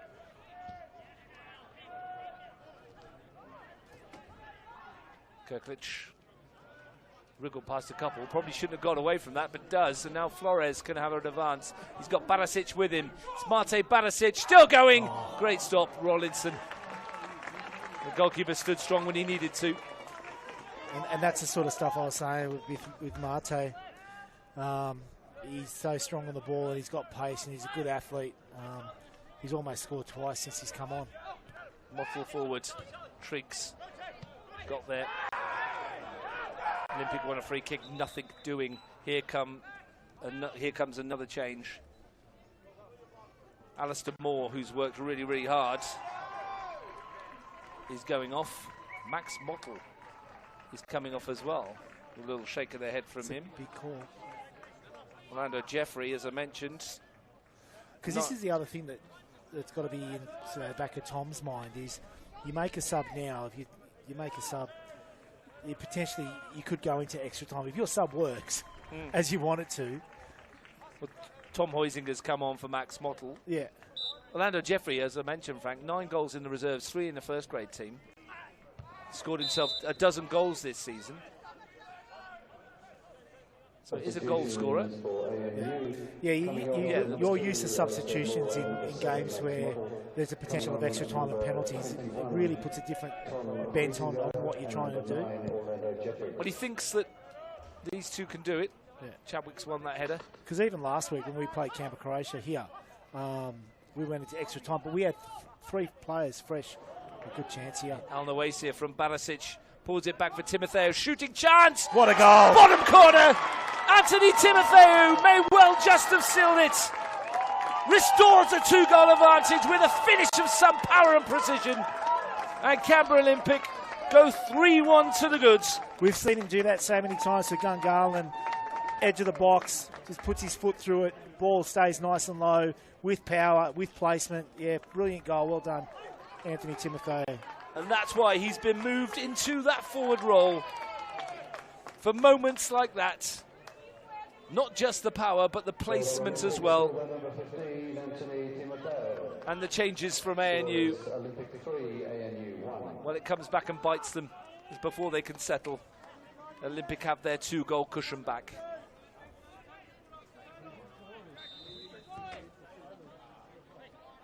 That's where he's most dangerous, in my opinion, Frank. I know they played him at centre-back, and his passing range is excellent, but he can have those finishing in his locker, doesn't he? That kind of ability. Yep. Now what have ANU got? They had a really good spell. You have to say somewhat that goal was against a run of play. I mean, I know Martin Balasic had a good couple of efforts before that. But ANU would look the more likely. It's been a very watchable second half for us. Jeffrey. Oliveira. Twisting and turning to send it in as well. Oh, it's in the handball. Struck an arm. I think it was incidental more than an accidental, rather. Gibson. I don't think it'd be incidental. One of those things. One of those dentals. Long season, Russ. Yeah, absolutely. Long season. Yeah. We're into the final part of it, though, aren't we? We are. We're nearly there. Quarter of an hour or so to go, unless there's a remarkable turnarounds. This one's got 4-4 written all over it after extra time. And penalties 23-22. And then when I said we're going home early, Yeah, I know. in towards Oliveira, helps it on its way. Might come for Gibson. It's Quinn an made intelligent sure little header, that, wasn't it? I Very didn't good. mind that. Very clever. And Gibson read it as well, didn't he? It was a lovely little move. And guess what? Oh, no. Are you joking? We've played half an hour and now the ball's flat. These balls aren't very good, are they? They must lose a lot of pressure. Because this happens far too often in far too many games. They're a new match ball for this season, weren't they? And quite honestly, I don't think I'll be the only one that will be saying if we don't see them again, it won't be a problem. Take them back to the servo. Yeah. I don't think the players have enjoyed it too much, have they? Using these ones. No. We've finally got one that we like again. In the meantime, Anthony Timotheo had a little had a sit down. down. I thought, what's going on here? Quinn with Jeffrey. Well, the free kick was given. I'm not sure how that's a free kick, though. Well, Jacob Quinn put it on the ground. Well, that's the thing. I think they say the drop ball's uncontested, but how long has that got to stay uncontested? You can't just stand there over the ball for 10 minutes. I mean, that's a little bit of an exaggeration. It might have been 30 seconds. Yeah, but if you dwell on it, I think it becomes fair game. Yeah. Anyway, high from Triggs. Who's underneath this one? Oliveira was chasing it. Jude Hope will go back to Rawlinson. Good luck with that. His best ball, was it? Comes out here to Chadwick. Back for Jude Hope. It's a foul on Grace. Jude Hope will take. Rawlinson finds Chadwick. Clipped forward by Corbetitz. Lindstead took control of it. Might have got a call from Quinn, but Gibson was lurking. But this is the avenue that ANU have really exploited. And it looks like another substitution coming up for Canberra Olympic. 14 minutes to go.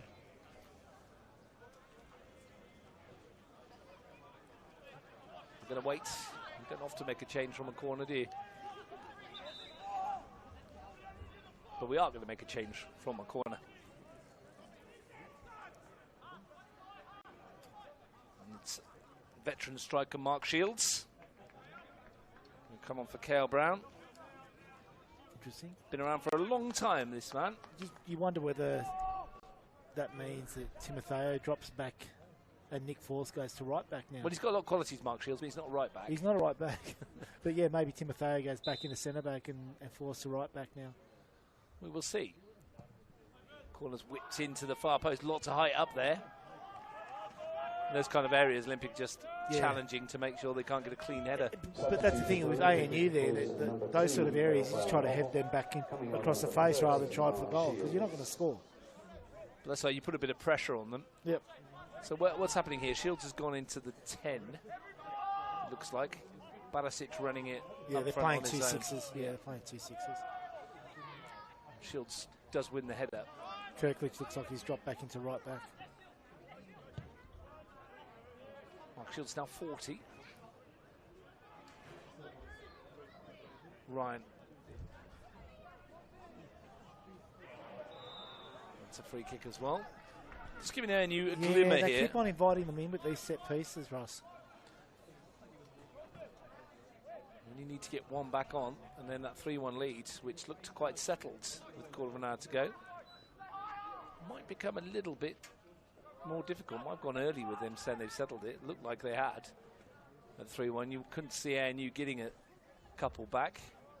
But one right now might make it a bit interesting. Every Olympic player in the box. Oliveira whips it in straight down the throat of Quinn. It's that some set piece though. He's hit that beautifully. Any touch, any deviation makes it so difficult for Quinn. In amongst that, Jack Gibson pulled up lame. Watch him jogging back now, Frank. Yeah, He's not got anything left. Triggs is bursting forward. Chadwick's come to meet him. Charlie Triggs, who's had to do a lot of defending today. Haven't seen much in the final third, but that's good. Gibson. Yeah, you can see Olympic got 5 back at the moment. Sorensen brings him down. Free kick goes away of ANU again. Both teams have one sub in the bag, should they be needed.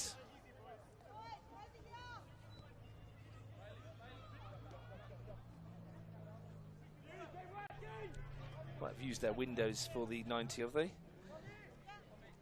I think, because Canberra Olympic made 3 and 1, didn't they? No, they did, didn't they? Made a triple save. So you've still got Johnny Corrigan. Johnny Corrigan left. Panos Morogianis on the other bench. Yeah, they're both predominantly fullbacks or sort of wide players. Flores header. Good header. Got there in the second attempt as well. Korbetitz wins it back again. And then slides one into Grace. Good challenge. Shields. 3 around him. Take it off his toes. Oliveira. Korbetitz. Been impressive this second half, hasn't he, Korbetitz? It's had a good game. Good final series, to be honest. Thumped clear. Another long throw. This is where they scored their first goal from. O'Neill will take it. Gibson's taken up a very similar position.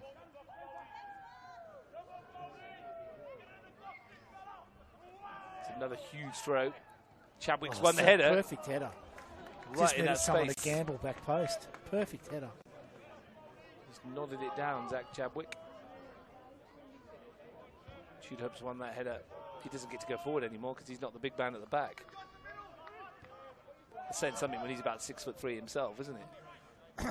I mean, do you throw an extra player up front now? I probably would at this stage. Monty Grace has to move forward. Grace finds Gibson.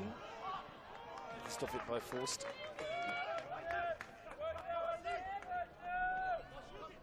I'll no way see it.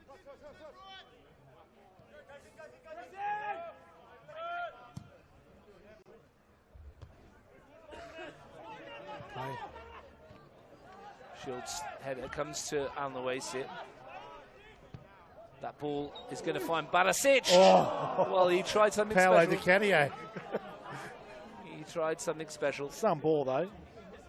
That goal from Anthony Timothée, by the way, Frank, is now the 25th time they've scored in the final 20 minutes of a game.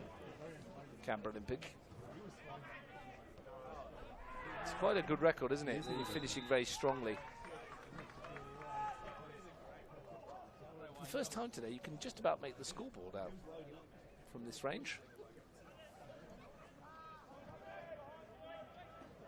Flores. Happy to take the ball down there, happy to be there.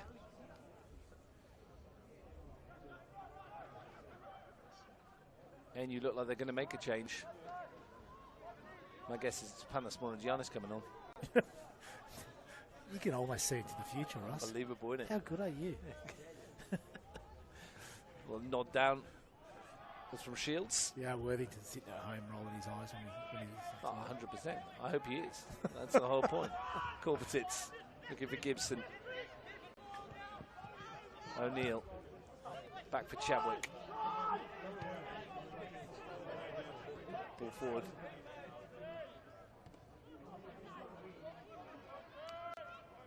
Just an incidental, Frank, because I like these kind of things. Just from this distance, next time you see Jack Chadwick, have a look at the size of his feet.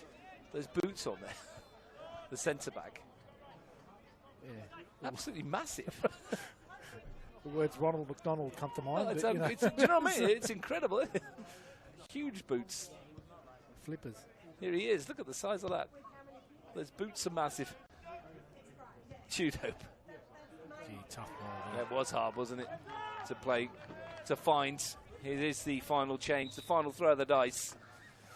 Panos Morogiannis will come on, and it will be the end of the day for Ethan Tudhope. His last pass of the season was a bit awry, but he's had a good final series. Good campaign, the big centre-back. Yeah, and I think, so Chadwick's... Been released from defence's duties. Yeah. Chadwick goes up top. Pretty much say a prayer and say amen and hope for the best now. They need 2 in 6 minutes. It would seem unlikely. You almost get the feeling as well that Martin Barisic is going to have a say here. He's threatened a couple of times, hasn't he?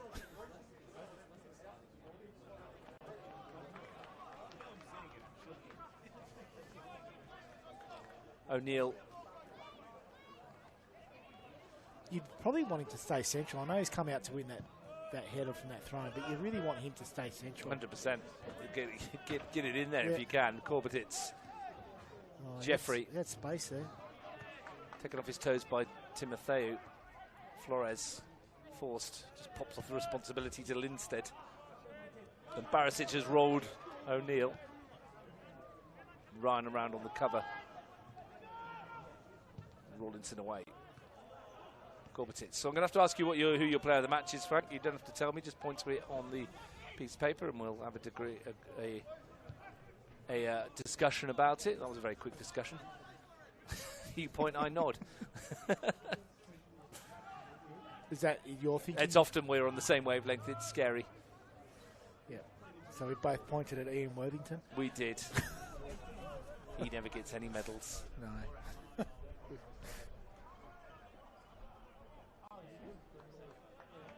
I would say he's a bright spark, but he's no electrician. I don't know if he's told you that. I've heard this. Tell you what, there's some players at that Canberra Olympic Women's Silly Sunday. You should be getting players of the match for this game. They've been at me all game, Ross. They're asking for shout-outs or something. Oh, you probably noticed I've used a few different words that I normally don't use. Yeah, just chucking them in there. It's all good. Chadwick. Often use words you don't use. Yes. Not from the group chat. No. I'll try not to. Yeah. Louis Ryan's long throw into the area. Great header. Way back when in Capital Football, in the reviews, I used to be asked to put in a word every single week, and it went on for about a year, Yep. and nobody picked up on it. Maybe because no one's reading it. Yeah, mate. yeah. The people that knew were reading it. Yep. I know. O'Neill. Well, if the girls are listening, one more. Give him one more. Give him a really hard one. They've given me some. Here's Monty shockers. Grace. Josh Calabria reckons we should have got Zach McLaren on commentary. Barisic Chance. got in behind. Keeper's off his line. He thought about it, didn't he? And then he's going off on a run anyway. And he's passed a couple. One of those players like William Akia that when he gets the ball, you're just excited to see what he can do with it. And you know what? He's one of those players that loves taking on other players and getting to do. At full time, you need to show me some of these words or tell me some of these words that you've been dropping in. Because I haven't noticed any difference I to how know. you normally I how know. you normally I've commentate, been- mate. I've They've been- obviously not given you anything challenging. They actually have. I'll tell you right now. But yeah, Ian's trying to get us to say something. Yeah, that I saw that myself on our group chat. 2.5 minutes or so to go. Max Green's downstairs as well there, Russ. Hey, and you need a goal if they're to get themselves back into this. They need something, and quickly. Oliveira into the big men. It's ricocheted off Lindstedt. It's come for Chadwick. That might have been the moment. I think you had to turn the other way. It might have been the moment. Spun on it, couldn't get the shot on target. Canberra Olympic edging closer. Didn't win the league. We're runners up to Balcony United, but they've got themselves a grand final victory, you would think. Here comes their final change, and because I'm Nostradamus, it's Gianni Corrigan. Who gets married in about 3 or 4 weeks, Russ? I'm going to his wedding, actually. That's what you're doing in the off-season. Yeah, that's it. I was just preparing for that. Absolutely. Comes on for Nick Forst, who somehow has got through a lot longer of the game than we thought he was going to get through. Yeah, he's had a... I mean, Nick Force has been outstanding today, but he's just been an outstanding player for a long period of time for Canberra Olympic and for Tuggeranong. But his career's been really cruel by injuries. Like, I know he spent some time at Central Coast Mariners, but he was part of some very, very good Canberra Olympic sides. Into the final minute then. Grace wins a header. Canberra Olympic looks like they've done enough. Corbetitz. Jeffrey's peeled away. Cleared by Lindstedt. Mark O'Neill will take this throw. Must be helped by the wind as well. Should be right at his back.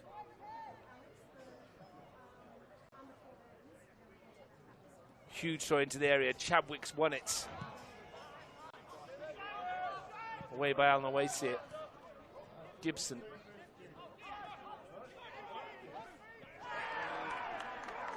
Bailey Sorensen will clip it forward. Corbetitz. Oliveira, Corbetitz again. 5 minutes to be added on. 5 minutes, that's enough time. If they can get one back soon. In towards Chadwick, lovely back heel, didn't quite run for Ryan. And it rolls away harmlessly.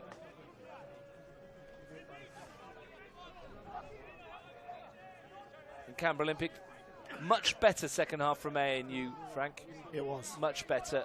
I mean, it's easy to say, had they started like this, they might have been in the contest, but obviously things have changed in terms of when it's 2-0 at half-time. Yeah, I think the quality of Canberra Olympic was showed in that first half and with Timotheo's goal. I think first half they were really composed. The experienced players that have played a lot of NPL really stood up and made a difference. The likes of Borgner, New, Timotheo, Forst, and even Lindstedt. Jeffrey, Chadwick. Second half, Unlucky. another NPL player of the past in Quinny has been outstanding in goals, and then Timotheo just with that delivery, that final goal. Barris has just come off the bench and been a real threat. But ANU really worth their goal in the second half, and probably could have had 2 or 3. Well, This boy's been outstanding. Yeah, Corbetitz. He's been superb. really, really good. Grace, Chadwick. Grace. Ball over the top, might come for Gibson. Can he fire something across? Finds the side netting, wants a corner. He probably needed to hit that first time, didn't he? When it opened up in the first instance. Yeah. Fired across the goalkeeper. Easy to say from up here, though, isn't it? Yeah. He's had a personal season which has been quite brilliant. 21 goals in all competitions for him, plus another 4 in the reserves. So that's 25 for the season. Well, I remember watching him play here in our under-23s grand final. Got a hat-trick a couple of years back, I think, yeah. Pace and an eye for goal. Not to be his day, though. He's got another grand final goal to his name, but it's going to be in defeat. Shields has won that header. Corbetitz brings that down superbly. We talked about these new players that people might be lining up to try and buy. He's one of them. Flores, well, that's asking an awful lot of Barisic. Rawlinson came to get there. Comes for Flores. Thought he was just going to swing a boot at that and send it back towards goal. If he hadn't it gone in, you may as well just walked off the field, isn't it? Jeffrey. Bit of a handful, this young lad. Oh. Concedes a free kick for some reason.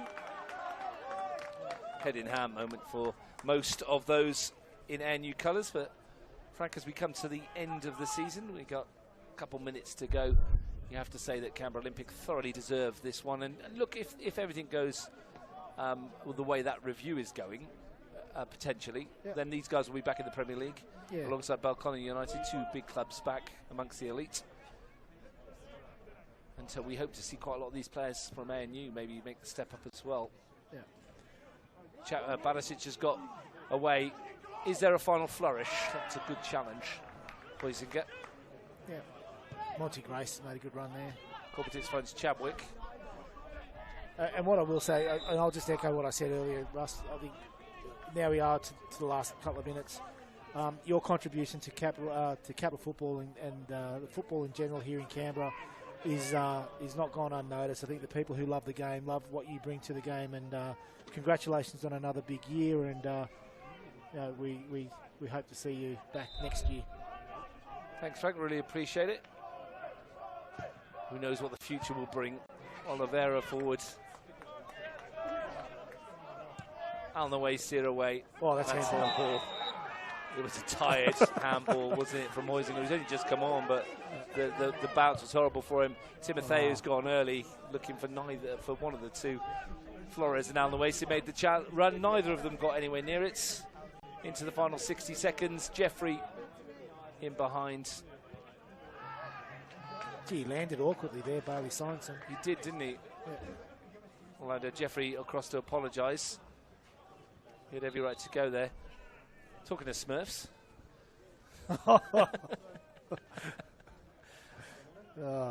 Matthew Cacius just finally turned up. Yeah, it turned up, but he thought the game kicked off at 4. We're into stoppage time. There's not much of it to go. Last throw of the dice for Mark O'Neill to launch it forward for ANU into the area, and a shove gives a free kick. Typical Matthew. He's waited for Olympic to be two goals up with a minute to go, and then he's turned up with his Olympic gear, Russ. He has. Just looking down at Alex Time. Still not happy. Jacob Quinn, who's had his moments. His saves kept his team in the lead. They were vital. Shields holds it up. Flores sends it wide. Alnawasi up against Rawlinson, who's come to get it. It might come for Barisic. It's come off Rawlinson, who stuck a boot out. And Ryan will clear. It's a good ball. It's a cracker, isn't it? To find Jeffrey.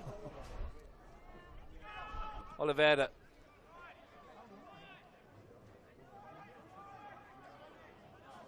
To go round the long way and to clip it into the area for Chadwick, who does win the header but can't knock it down, and that will probably do us. Delphina Shakespeare blows a whistle on the end of the season,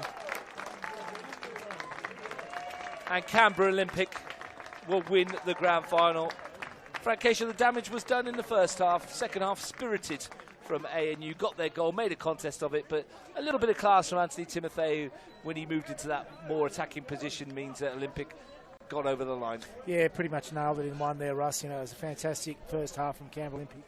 Really comfortable, in control. But ever since they scored their second goal, credit to ANU, they really lifted their intensity, and they got back into the game. Quinn's made a number of excellent saves before finally conceding, and then that bit of class there from Anthony Timotheo put that game beyond doubt at 3-1. So congratulations to both teams. Congratulations to Canberra Olympic. First title in a number of years. So to Ryan Grogan and his staff there, and Leo Exaros, they'll be really pleased with that, and they can take that into 2026. And they'll enjoy their presentation night in a week's time. They'll enjoy their presentation in just a few moments as well. Frank Cation, thank you very much for being alongside us this season and for all the stuff you've done over the years as well.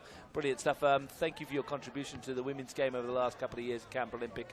Now you're having a little bit of a break from that area, and whatever you're doing next season, looking forward to seeing what it might be. Yeah, so am I, Ross. Absolutely. Maybe nothing. A couple of goals from Canberra Olympic in the first half from Julian Borgner and Luca Flores gave them the stranglehold and the foothold to go on and win this one. Jack Gibson pulled one back for ANU, but Anthony Timotheo had the last word with 14 minutes to go. And the final score here in the CPL Grand Final at Stryda Park in Queanbeyan. It's Canberra Olympic 3, ANU 1.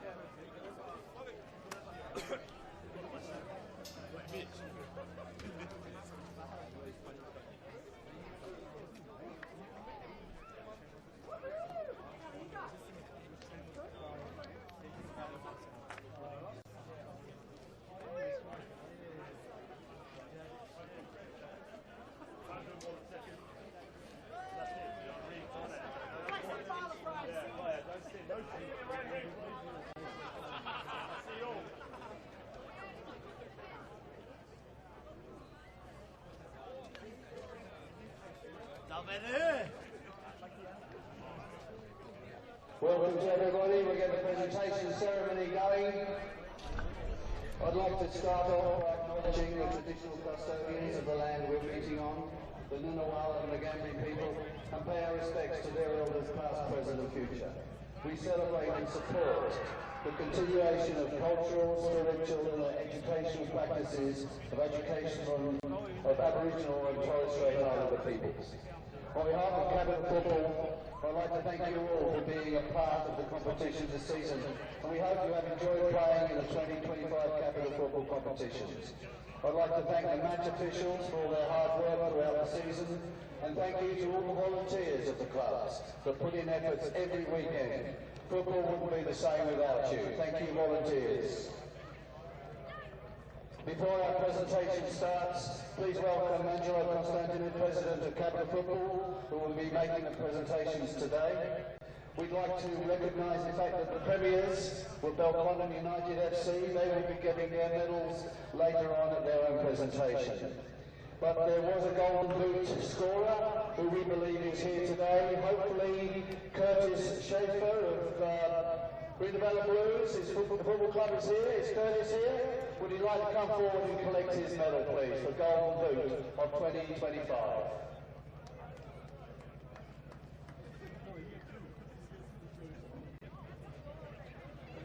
We'll make sure Curtis gets that medallion. Okay, up first are our fantastic match officials today, who were referee Delphina Shakespeare, assistant referee 1 Harold Spanner, and assistant referee 2 Casey Mill, and fourth official Ricardo Alberto. Show your appreciation for our match officials for the great job they and the others have done today and throughout the 2025 season.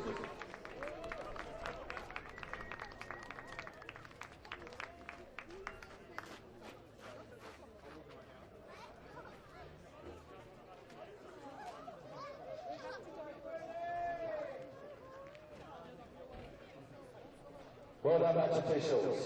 On to the grand final match. Congratulations to both teams for making it this far in the competition.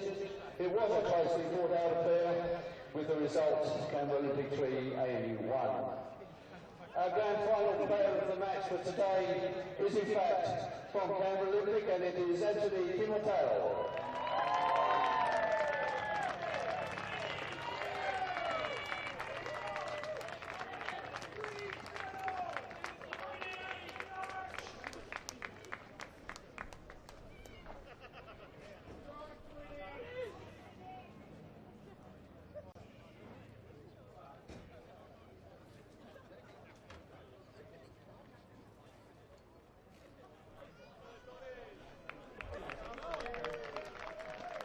Well done, Anthony. I'd now like to welcome the captain of ANU, Monty Grace. Come forward, say a few words, introduce his team, and not only receive their runners-up medals, but they were in fact club champions for 2025. Congratulations on a very, very good season.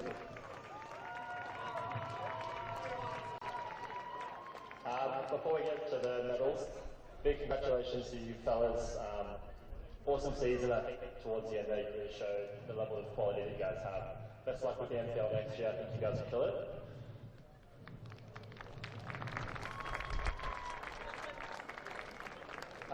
To all those in Cup of Football and those working at Stryda Park, we really appreciate the day you put on for us today. It's been an awesome grand final, and thank you for all the effort. To the ANU supporters, you've been with us all year, and we wouldn't be this sort of club without your energy, without your support. So we really appreciate, all the energy you've brought, not just this season, but all the years before.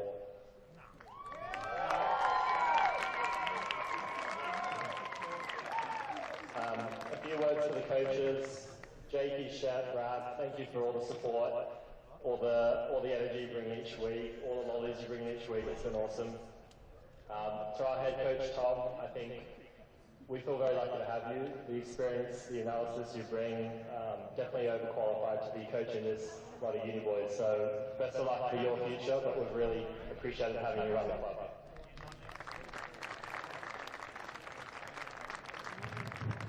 Okay, on to some medals. Who's up first? Nicholas Hope. Maxine Mottle, Mark O'Neill, Andre Riviera, Jackie Hart, Orlando, Zinger, Ethan Shoes, Jackie, thank you Al, Panos, well done, well done man, Matt Caddis, Julius, what a superb performance from you team, mate. Well done. Asha. Who's missing? That's it.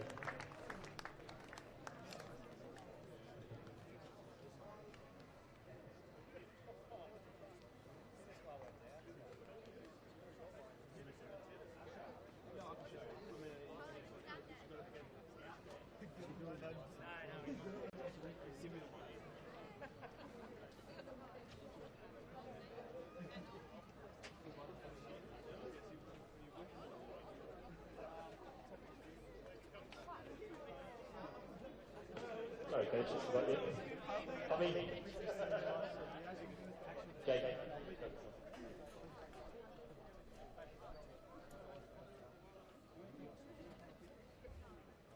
Well done, Monty. And let's recognise ANU club champions and runners-up medals for this year, 2025. Men's National Premier League club champion.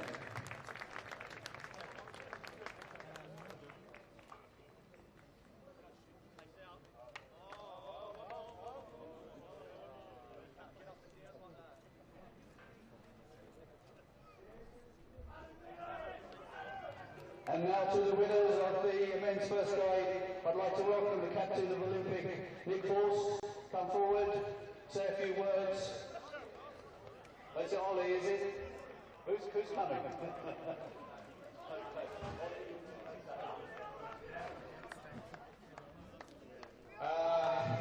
First of all, thank you, ANU.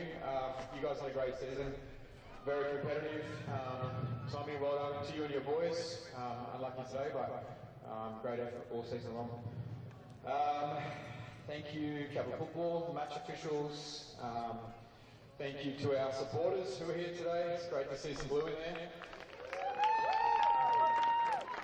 I want to say a big thank you to our coach Ryan, assistant Sam, and all of our club people who are always there on match day and just all the time doing everything to make us go forward. It's been a long season, in 32 games and about 10 months or so, but we did it. We're champions and deserving, and I'm proud of all of these guys, and Yeah, it's been a big effort, so well done.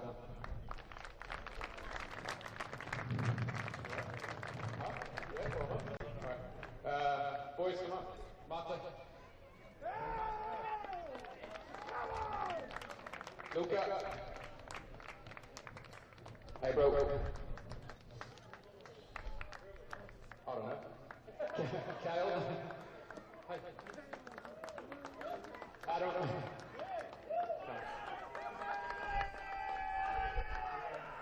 Bailey. Charlie. Gianni. Haas.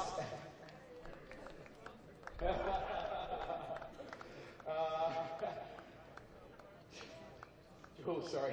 Jules, come on. Hey? Yeah. Mark. Tommy. Nicky.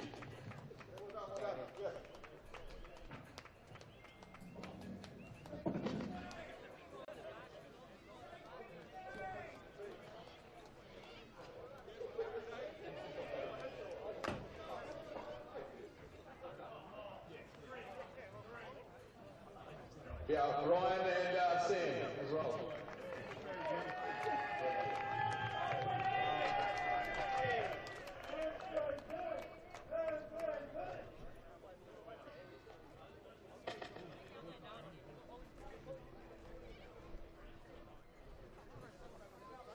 Now for the trophies.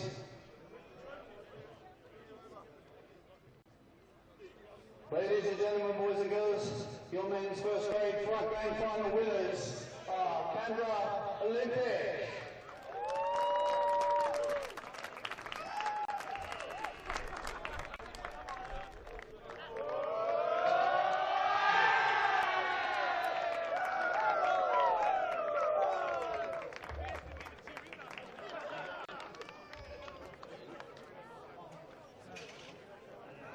Congratulations on your victory and both teams. A very good game. And thank you for an excellent conclusion to the season. Maybe now summer can start.